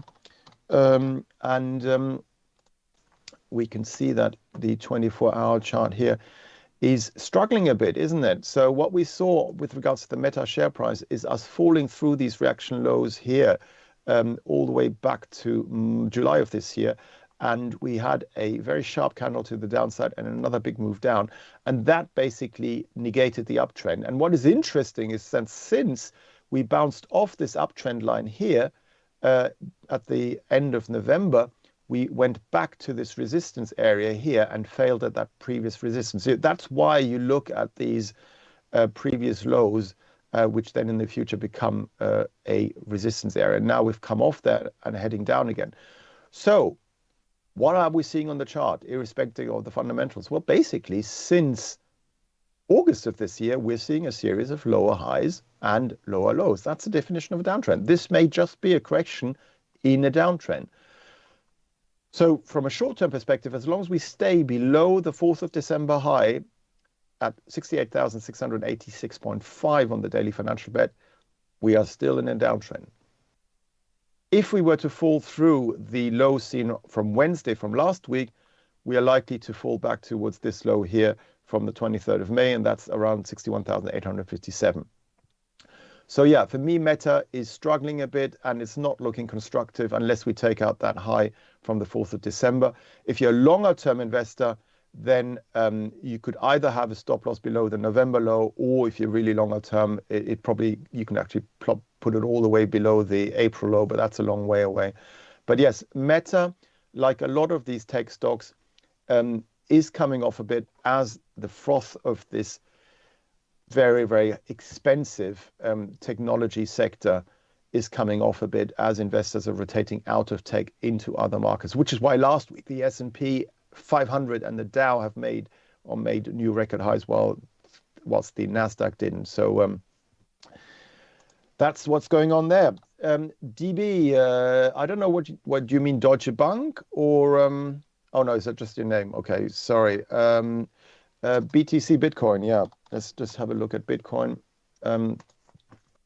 That is an interesting one too, because again, we did see a recovery in some of these tech stocks over the last few weeks, but we haven't really in any of the cryptocurrencies. So what's going on here? Well, there's a bit of fatigue, and apparently above, I think 78% of, it might be more now, of investors in cryptocurrency in the top 5 are underwater. So they bought at higher levels. So they're struggling. What we saw is a flash out of those who bought on margin. That was sort of in this period here into the middle of November. But since then, there hasn't been that much institutional inflow. ETF inflows were okay-ish, but then you saw some outflows again. And basically, we were just trading sideways. We're trading water. We're waiting for a new signal to get us interested in cryptocurrencies again. So what I'm saying is that technically speaking, since October, we remain in a downtrend. And since the low we saw on the 21st of November, we are on a sideways trend. You can see that here. If things were to change, what would need to change for us to be bullish again on Bitcoin and on a lot of other cryptocurrencies? The chart looks quite similar, but basically what we need to see is a breakthrough. Oh, by the way, is this trend line correct? No, it's not. Look, I've made a mistake here. Can you see these highs here going through the trend line? When that is the case, your trend line is incorrectly drawn. So what you need to do then is redraw it without any data going through it. So this one here would be correct. So you take this point here as a starting point, not that one, because you don't want these points to go through them. So that's your downtrend line, your resistance line. What I want to see is a break above that downtrend line and the last reaction high. Where is that? That's 94,606 on the daily financial bet, the 9th of December high.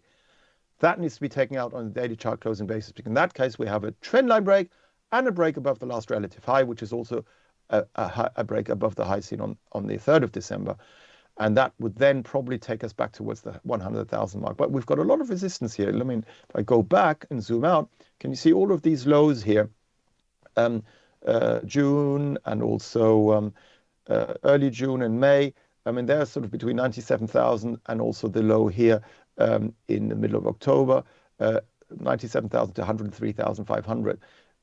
Those are big resistance levels going forward. So even if Bitcoin were to head back towards $100,000, it would probably struggle in that area in the short term.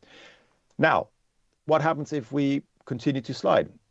We may see it happening over Christmas, over the festive period. Why? Because volumes are decreasing, people are taking time off, and you can see higher volatility moves if less people are driving any market really, not just cryptocurrencies, to the upside or downside.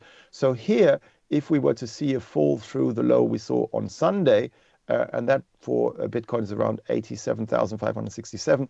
It's pretty likely that we may retest the 1st of December low at around 83,823. But the big one, the important one for the longer term uptrend is this 80,646 low from the 21st of November. And that, by the way, is a low which is really important on a lot of shares as well. So look out for the 21st of November low, also for the indices. If we fall through these, we may be topping out more. As long as this low from the 21st of November holds on all of these asset classes, we may gradually come back and perhaps at the beginning of next year look more bullish again, but we'll have to see. But as I say, maybe now's a time where it's a good idea to at least look at what went well this year, to reflect at what didn't go so well this year, what lessons you've learned, and what you can improve next year. Build a trading plan, see where you went wrong psychologically. Did you follow your rules? Didn't you? Did you try to move stops away? Did you not use stops? Things like that you shouldn't do. Basically focus on improving things for next year, but also take a break because you want to come back refreshed. And on that note, I wish you all the best for the festive season and a happy new year. And I look forward to seeing you again next year. Do you like the sound of tax-free trading? Well, that's exactly what spread betting enables you to do. This tax-free way of trading lets you speculate on the price of over 17,000 financial instruments, like shares, indices, forex, and commodities, without actually owning them. With spread betting, you can benefit from both rising and falling prices, letting you find the perfect opportunity. So if you think the market's going up, you buy. If you think it's going down, then you can sell short. Not only is spread betting exempt from capital gains tax, but it's also commission-free. All you pay is the spread. With us, you're not alone.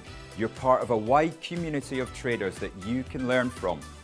We've got the experts, the tools, and extensive educational resources to help you on your journey. If you're not quite ready to trade with real money, you can always give it a go on a demo account. Open an account today, join the conversation, and be inspired to make moves.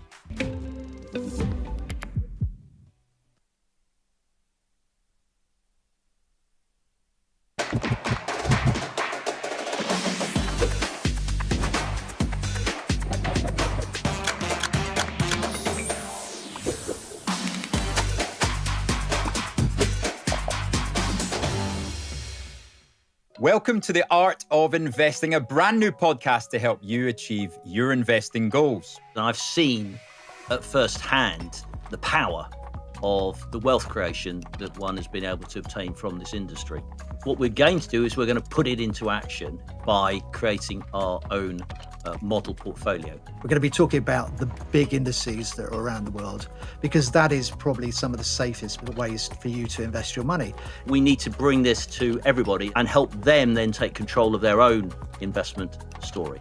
Join me, Rich McDonald, and my co-hosts Mark Spice Holden and Chris CJ Fellingham every Friday when we bring you updates from the markets and insights from our combined 100 years of investing experience.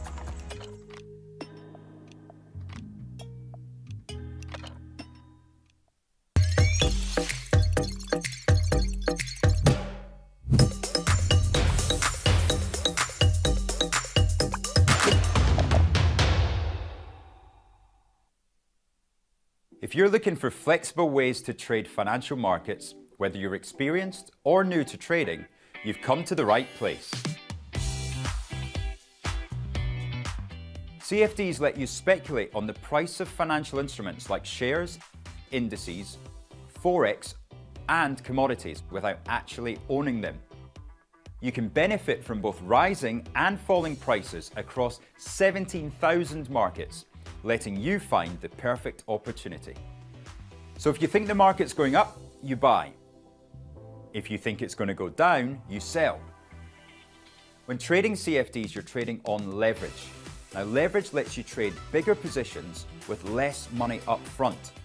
So this increases your profits on your trades, but also remember your losses are also amplified. So be sure to manage your risk. With us, you're not alone. You're part of a wide community of traders that you can learn from. We've got the experts, the tools, and extensive educational resources to help you on your journey. If you're not quite ready to trade CFDs with real money, you can always give it a go on a demo account. Open an account today, join the conversation, and be inspired to make moves.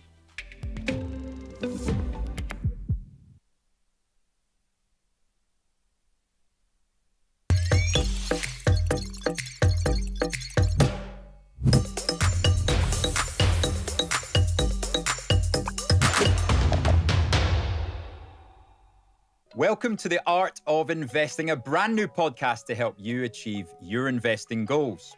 Join me, Rich McDonald, and my co-hosts, Mark Spice Holden and Chris CJ Fellingham, every Friday when we bring you updates from the markets and insights from our combined 100 years of investing experience.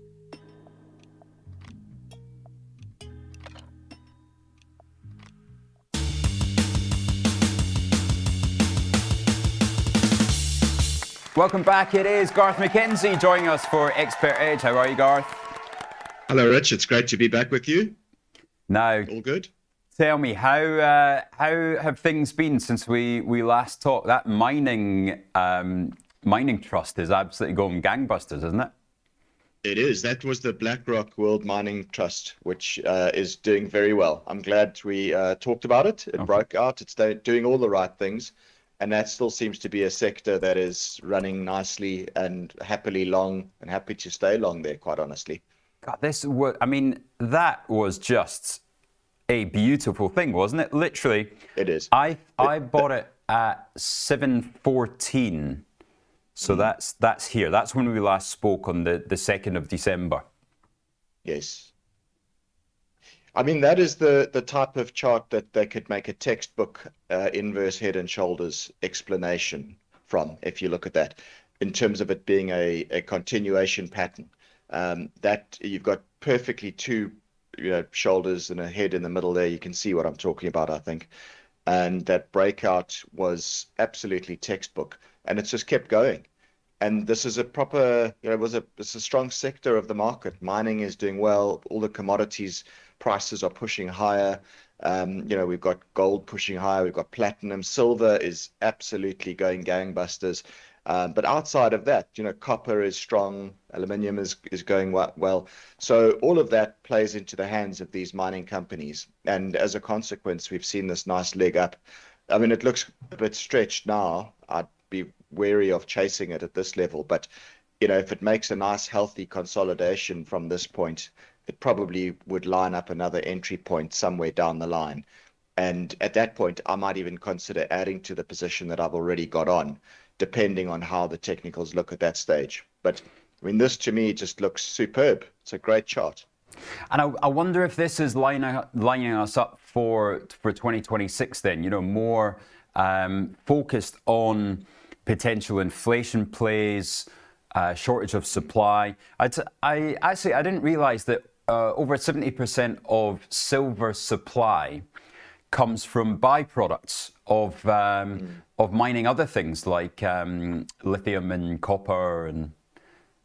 Yeah, it does. But I think to your original question around inflation and commodities, I think that is something that we are very much considering as a theme for next year. With the Fed cutting interest rates, which was widely expected last week, but they're expected to cut another 2 times, but possibly another 3 times in 2026. And in addition to that, they're pumping liquidity into the system now, purchasing $40 billion a month of treasuries. So do you all call of that QE, Garth? Well, do you or don't you? Because I've seen commentators saying it's not QE, but I mean, it is really, isn't it? I don't know. Yeah, they're buying bonds. They're buying bonds. So where does QE start and stop? I mean, I've seen some commentators saying no, because they're only buying at the short end of the curve. That's not QE. It would be QE if they're buying the long end of the curve. Well, all right. I mean, I think we're splitting hairs. The point is, they're injecting liquidity into the system, in essence, $40 billion a month, and that liquidity's got to find a home. And it probably, in addition to the lower interest rates, it could be inflationary. So, and that's why I think you're starting to see some of these inflation type trades heating up, like the commodity prices. And I mean, we've known that gold and platinum, all that's been running. Those are your precious metals. But outside of that, things like copper and aluminium, etc., and other commodities further down the chain are moving higher as well. Those are your inflation plays. And if we believe that inflation could tick a bit higher next year, which I think it will, I think it's a question of how much. Does it go a little bit higher? Does it go a lot higher? There are some scary charts doing the rounds that track the analog of 1970s inflation cycles and show how closely we are tracking the 1970s. Now, I'm always wary of analogs because they follow probably to the point when everybody starts noticing that they're tracking each other, and then it suddenly goes awry. But in any case, the analog is saying we are coming into a second wave of inflation. And I guess the question is just how aggressive is that second wave going to be? Is it going to be a super wave like we saw in the 1970s, which is somewhat doubtful? But even if it just ticks a bit higher, if it ticks up to 4%, that's a lot higher than where the Fed wants it. And I think that's why you're getting moves higher in these inflation type trade setups. I see it as almost a double risk or a double benefit, because if AI works and we get it feeding into your 70% of companies around the world that can actually use it, then you can sack 10% of your workforce, which means that your margins expand and companies don't have to put up prices. So then your unemployment rate goes higher, but inflation doesn't go higher, and you're sitting with better profits in the corporate world and lower interest rates and no inflation. So you're kind of at that Goldilocks point. That's one outcome I see for 2026, but I'm not sure if it's H1 26. I almost think that we could get all the bad news out in, a sort of mini recession in H1, and then H2 we start to see the benefits of AI coming through. Yeah, I think that's probably fair. And that type of cycle might even take longer to play out than what you're saying in terms of the H1, H2. If you look at the way these sort of hype cycles play out historically, I think what you're suggesting is probably right, but you may find that initial drop off from where the hype of AI dissipates for a while could perhaps draw out a bit longer than just the first half of next year. And but look, we'll see. You and I are just talking and speculating here. The reality is, I don't know, you don't know, nobody really knows. Exactly. We're just throwing ideas around. When it comes to trading the markets, I think it's useful to keep these sort of bigger picture ideas in mind. But the further out you go, the more difficult it is to forecast these things. So I'm kind of, when it comes to trading, I'm far more interested in the shorter term trading action that I'm seeing in the market and trying to trade that short term action as opposed to trying to predict what I think the market's going to do in the future. Well, if you look at the S&P recently, you could be forgiven to think there's no action, because the S&P is trading to the point exactly where it was on the 1st of December at midnight. But that just really doesn't tell the story of what's going on underneath the hood, does it? No, it really doesn't. I mean, there's been quite a lot of sector rotation and movement within the sectors below this S&P 500. And that's why it's always important to remember it's a market of stocks as much as it is a stock market.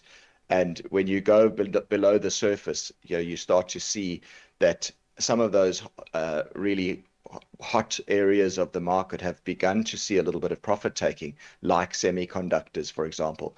But then against that, you've seen some quite nice moves higher in other sectors, like healthcare has been picking up, financials have been picking up. And you've got to scratch below the surface to see where the action has been. But you're right, at an overall index level, the S&P 500 has been pretty trendless for the last number of weeks and seems to remain trendless. I mean, just last week, we were looking at a potential breakout above 6,900 there. And I thought, okay, this is it. Now we're going to get the year-end rally. And no sooner did that happen and the market failed and came sharply lower on Friday, as you can see on the right-hand side of that chart. And that was after Broadcom numbers came in a bit lighter than what the market was looking for. And we suddenly saw the S&P trading all the way back down to 6,800. And we're back inside that sideways range at the moment. So it's not been a fun market if you're a trend trader at an index level over the last couple of weeks. And I think you've got to be careful in this kind of an environment of drawdowns. I've seen a lot of, myself included, a lot of other traders who I follow, who are typically trend traders, have been enduring shallow drawdowns over the last couple of weeks. God, they've had to do some work for once and not just follow the same pattern on a picture. Exactly. You know, the trend is your friend until the bend at the end. The thing is, we haven't had a bend. We haven't had a bend in the trend, but we've certainly seen that the momentum stopped and it's been going sideways on the S&P 500 for the last couple of weeks. And that is a difficult market to trade because it can, exactly as I said, it can lead to drawdowns.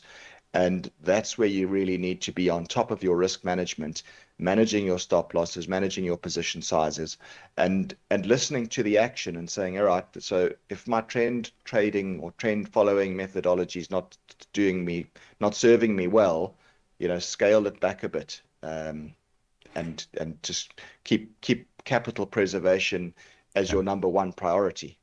Garth, we've got a great question from Aaron Simpson saying, we talked about the ARC. Was it biotech fund? What was the name of the ARC fund we looked at? Yes, that's right. It's the ARC Genomic Revolution ETF. That's ARKG is the code. There we go. And it's been doing quite nicely. I'm just going to bring it up on my screen while you get yours up there, Rich. And then we can talk about it. Yeah, I mean, there you go. You can see it when we met the last time, it was making that pullback. And it came lower, found a bit of support down there at about, what was it, about $27, I think, thereabouts. Yeah. And it made it, you know, quite a nice falling wedge structure and broke out to the upside. That to me is a nice looking setup. I think biotech is one of those areas that has been showing some signs of life, and it looks good. And that, if you zoom out even further, and you go out much further actually, you'll see that this has been basing for quite some time, but it's looking as if it's starting to turn up out of the right hand side of the base over there. And I think just from a high level perspective, these genomic stocks of gene editing, it's a future theme, right? But it had that major hype in 2020, 2021. Everyone was super excited about it. And then we've had the trough of disillusionment, which is what we're in and have been in for a while now. But out of the trough of disillusionment usually comes the real story that everybody was initially excited about. Yeah. And I think that's where you've had your various players in the industry that have been absorbed. There's been consolidation in the industry. The weak players might have gone out of business or bankrupt, and the stronger players begin to emerge. And that's probably where we're starting to get to that point in terms of this genomic revolution. And that's why I'm quite excited about this ETF looking out over the next year or two or three, because I think the original growth story that everyone was so super excited about in 2020 and 2021 is now actually the rubber's going to start to meet the road. And it looks exciting. It looks like it's now going to start building out of that base. And for that reason, I've taken a position in this. I'm on the right side of it so far, but it's one of these things. I'll continue to monitor it. And if it continues to trade well and continues to look like it's constructive as it builds out of that base, I'll add to that position and make it a bit bigger over time. But I think we could be in the early innings of a nice recovery in this ETF. Nice. Now the opposite end of the scale is probably Nvidia, isn't it? It's right up there for $4.4 trillion. Is that sustainable, or are you concerned about the downside in Nvidia? I think the same as when we spoke the previous time. I said that the key level there was $180 per share on Nvidia, and if it breaks down below $180, then it doesn't really have a great look. I think if you go in slightly shorter term, maybe go to a daily chart on Nvidia, and then let's have a look at the trading action over the last sort of 3 to 4 months, I think. Then you'll see what I'm talking about. There is a bit of a crude head and shoulders pattern evident over there, with your neckline at around about $180 a share. So I think while it's under 180, that to me is not a great look. And from a fundamental perspective, I do think it's quite full. Valuation wise, it's not like nosebleed expensive, but it's not cheap either.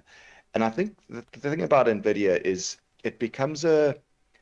it's kind of become a profit margin story, I think. Can they sustain these very, very wide profit margins that they have in the business? They're at something like 60%. It's phenomenally profitable business. Don't get me wrong. But the thing is, the market is always forward looking. And it might be looking at this and saying, right, amazing business, top of their game, but is this perhaps as good as it gets? And are we in future going to face a situation where more competition comes? Perhaps their profit margins need to narrow slightly in that sort of environment. And does the share price warrant the future outlook where it is currently? So yeah, I'd be cautious to say that I'm bearish on Nvidia, because as we know, the trading floor is littered with the dead bodies of bears who've tried to short this on the way up. But I do also look at it and I think, well, it's probably quite mature at this level, and I'd just be a bit careful, I guess. If I'm in it, which I'm not, but if I was, I'd probably be tightening up stop losses and maybe lightening it a bit, just given the fact that trading action is not brilliant. It's looking toppish. And remember what we saw after Nvidia's earnings recently. They came out with fantastic earnings, and yet the share price fell sharply. And that's information not to be ignored. That's the market telling you, fine, great numbers, but what about the future? Is the future going to be as good as this? Do you not just continue to sell calls on this? It's just take the money. It's not going above $5 trillion. Just sell calls every couple of months. Happy days. That's your income. Yeah, you could. I think one's always got to be wary of selling options naked. I mean, it's been fantastic for the last 6 months here. Yeah, it has. And it can be a profitable strategy. The thing is, I do often think of selling options, and it can be a bit like playing Russian roulette, because you collect that little bit of premium when it works. Yes, but on something like Nvidia, it's not little bit, right? You're taking in 5%. Yeah, well, it depends how close to the money your strike is. I mean, what sort of strike levels are you looking to sell Nvidia, and over what time frame? Well, I've just been selling the 190s all year. Right, and how far out from present? You run it over every couple of months. Okay, all right. Look, I mean, I think it's a bit like a covered call strategy. I mean, I don't know whether you own the stock. If you own the stock and you wanting to extract a bit of income out of it by selling calls, that's fine. Go right ahead. The risk is that something happens in this share price where to suddenly spike for some reason. And as much as I say, I think it's unlikely, but you just never know.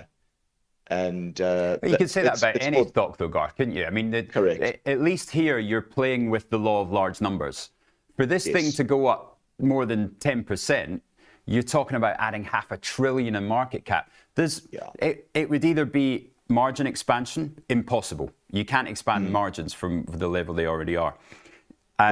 We've now had the China story, right? And China have said, we're not that interested. Yeah. And you're not going to get a sudden sales uplift. It's more likely that you'll actually lose orders as companies develop their own chips or competitors come into the market. So I cannot see for the life of me how this gets beyond $200, which is where your break even is. Yeah. Listen, I think you're right. I'm not arguing the point. I think you probably are right. And that strategy of selling out the money calls will probably pay you pretty well here, because I think for all the reasons you've cited, it's unlikely to go substantially higher. And it's also not the kind of company that's suddenly going to be an acquisition target. It's just too big. So you're unlikely to see a spike from that sort of a reason. I think I'm just saying from a principle perspective, you do have to be careful of selling options. That's an old naked. wives' tale, Garth. Come on. Now, one stock that you are very valid in saying don't sell options in this thing, Tesla.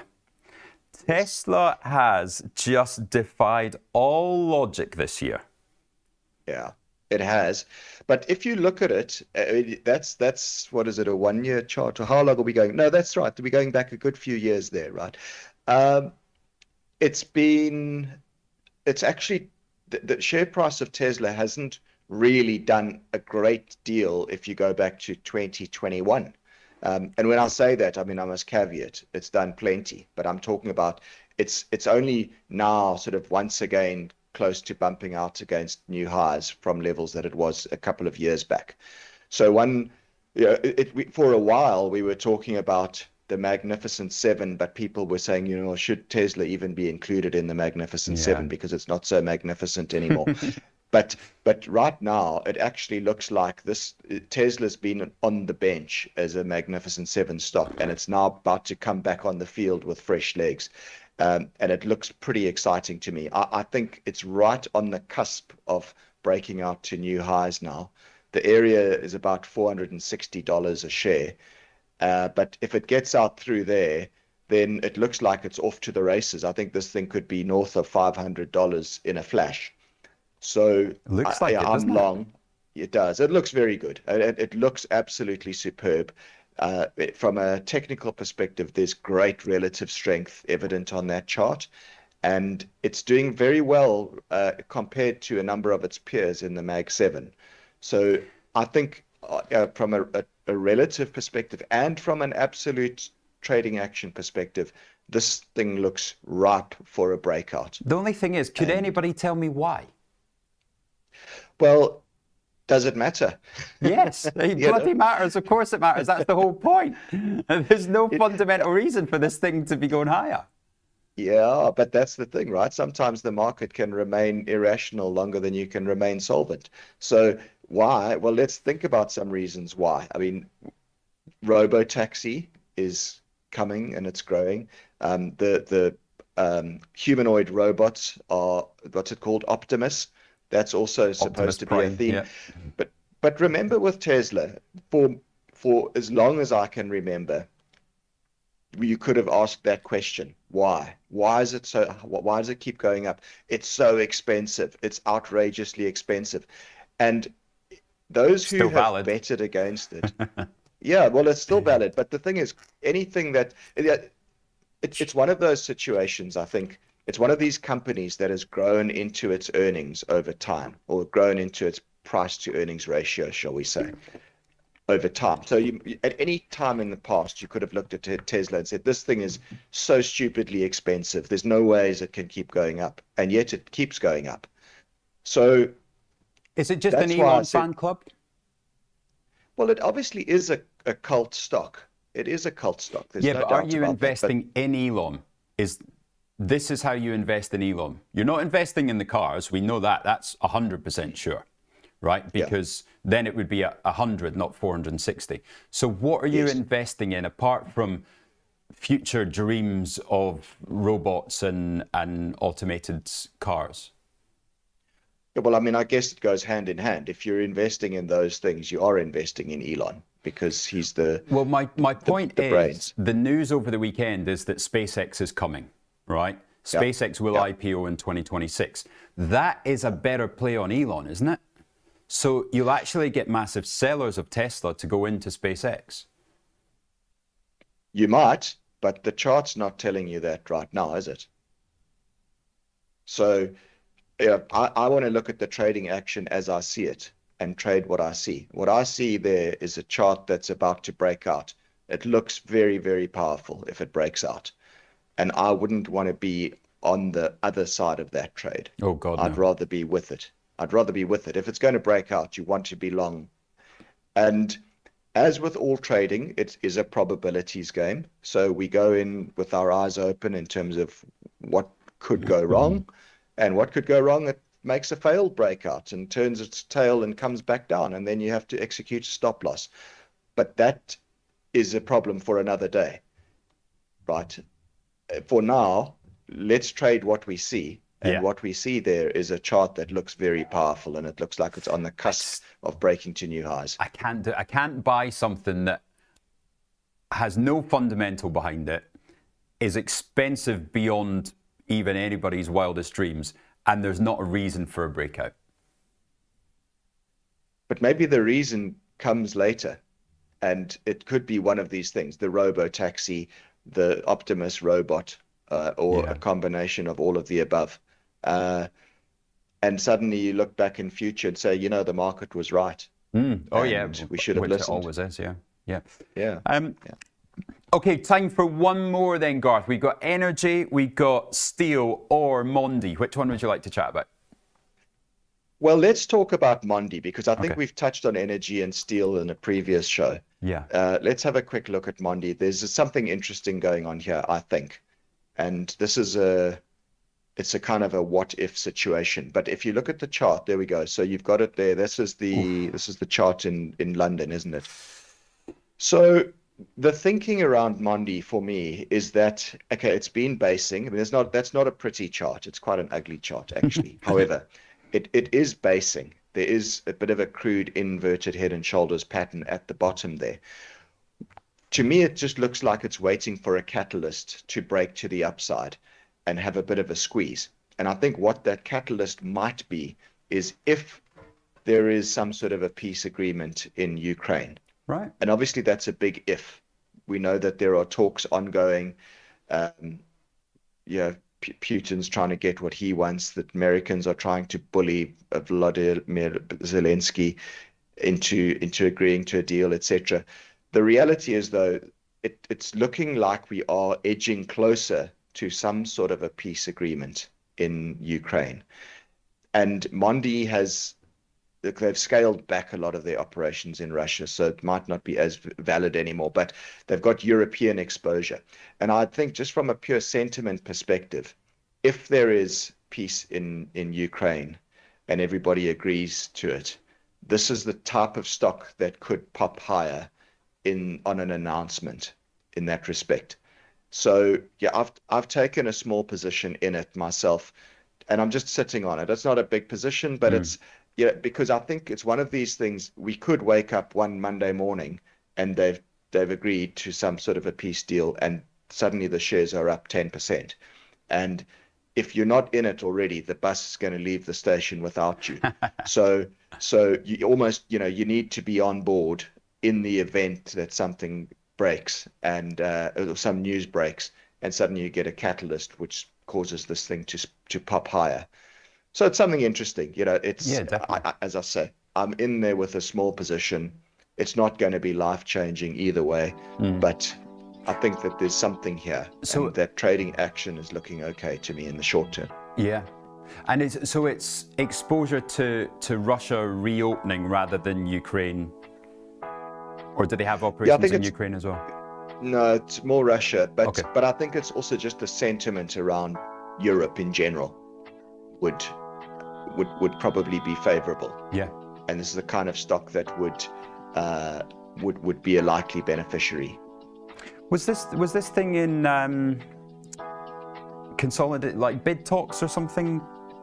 Was that last year? No.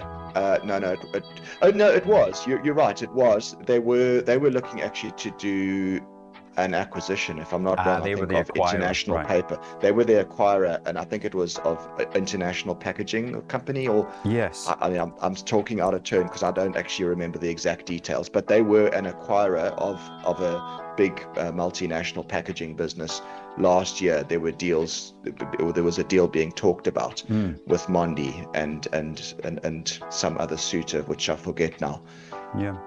And remember, Mondi, just from a longer term historical perspective, actually came out of Anglo-American. It was unbundled Of course. out of a long time ago, but it was part of that massive conglomerate, which was Anglo-American at the time, and it was spun out and separately listed.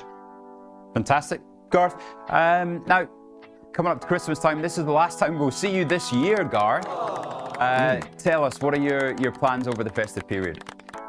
It's actually very, very quiet this year. We're home for Christmas. We'll be having Christmas lunch with some friends of ours that are coming over to spend the weekend at ours, and Christmas lunch, but not a very exciting Christmas this year, I'm afraid, Rich. Last year I had a wonderful time back in South Africa and went to the beach, and I was one of those people on social media putting pictures of beach and swimming and all fun stuff. And this year, not so much.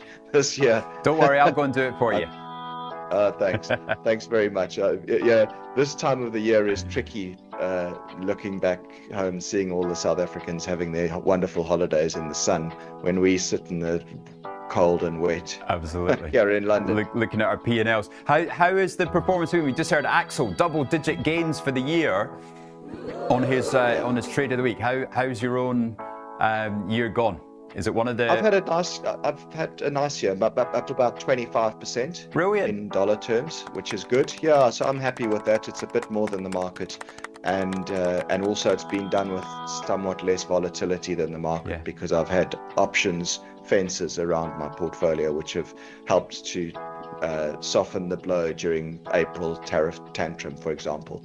So I'm relatively happy with this year's performance. And a couple of the big winners there, what were they, the ones that made a difference? So I mean, I've had a couple of things that drone stocks actually did very well for me this year. So I was involved in a little company called Ondas Holdings, right, which is a super interesting business. They actually do anti-drone technology.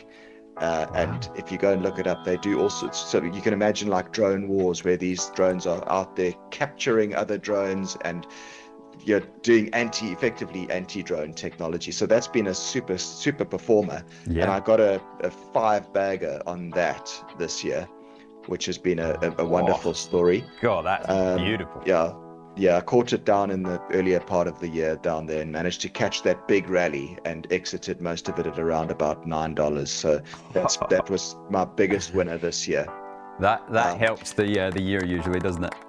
You need a few of those, and obviously you always want them to be bigger when you get a big winner like that. But the reality is, you'd be taking too much risk to overexpose. So I had about a 1.5% exposure in my portfolio to that company. But when you get a 5-bagger, that little 5-bagger of 1.5% suddenly becomes 7.5% of your portfolio. And that makes a big difference to your end of year performance. Yeah. And you only need a few of those each year to generate some proper alpha in your portfolio. And yeah, happy to say I caught that, and one or two others as well, which did nicely. Yeah, I guess what I've said for the past year and a half is I think you get 4 really top ideas a year, and it's just making the most of those, isn't it? I think that's right. When I look at my trading history over the years, every year the bulk of the performance can be narrowed down to a handful of individual positions, which did very, very well. And then outside of that, you've got a couple of trades that do okay, and then you've got a bunch of losers as well. The real secret to success, though, is to make sure you manage the losers. And just if something's not working for you, cut it. And I've done Yeah. well with that this year. I've had a number of losing positions, but I've kept them minimal. And when I've seen that they're not doing what they're supposed to be doing, I just get out and look for something else. Yeah. And it's a very, very important part of trading is cutting your losers and keeping your losers small. Because if you can get that right, then you set yourself up for the winners to take care of themselves in essence. Amazing. Garth, thank you very much. And thank you for joining us many times. We must be 8 or 9 times, I think, this year you've come on to give us the wisdom.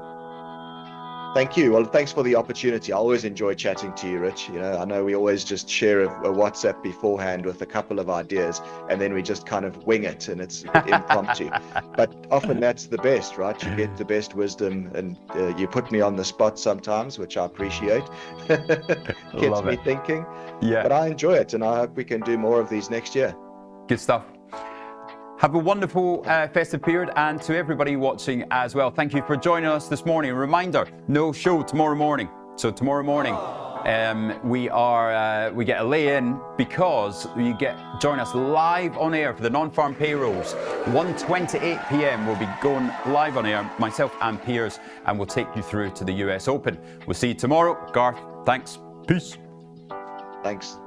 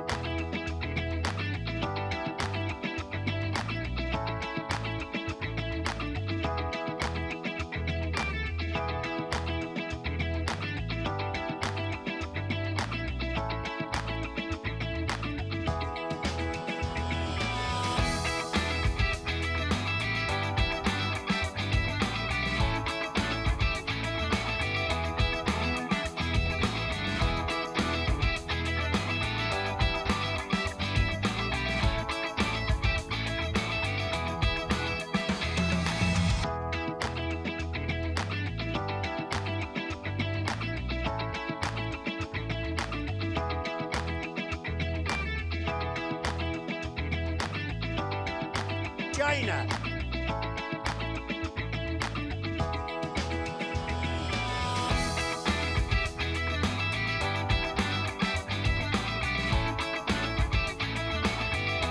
Tariff, love the tariffs.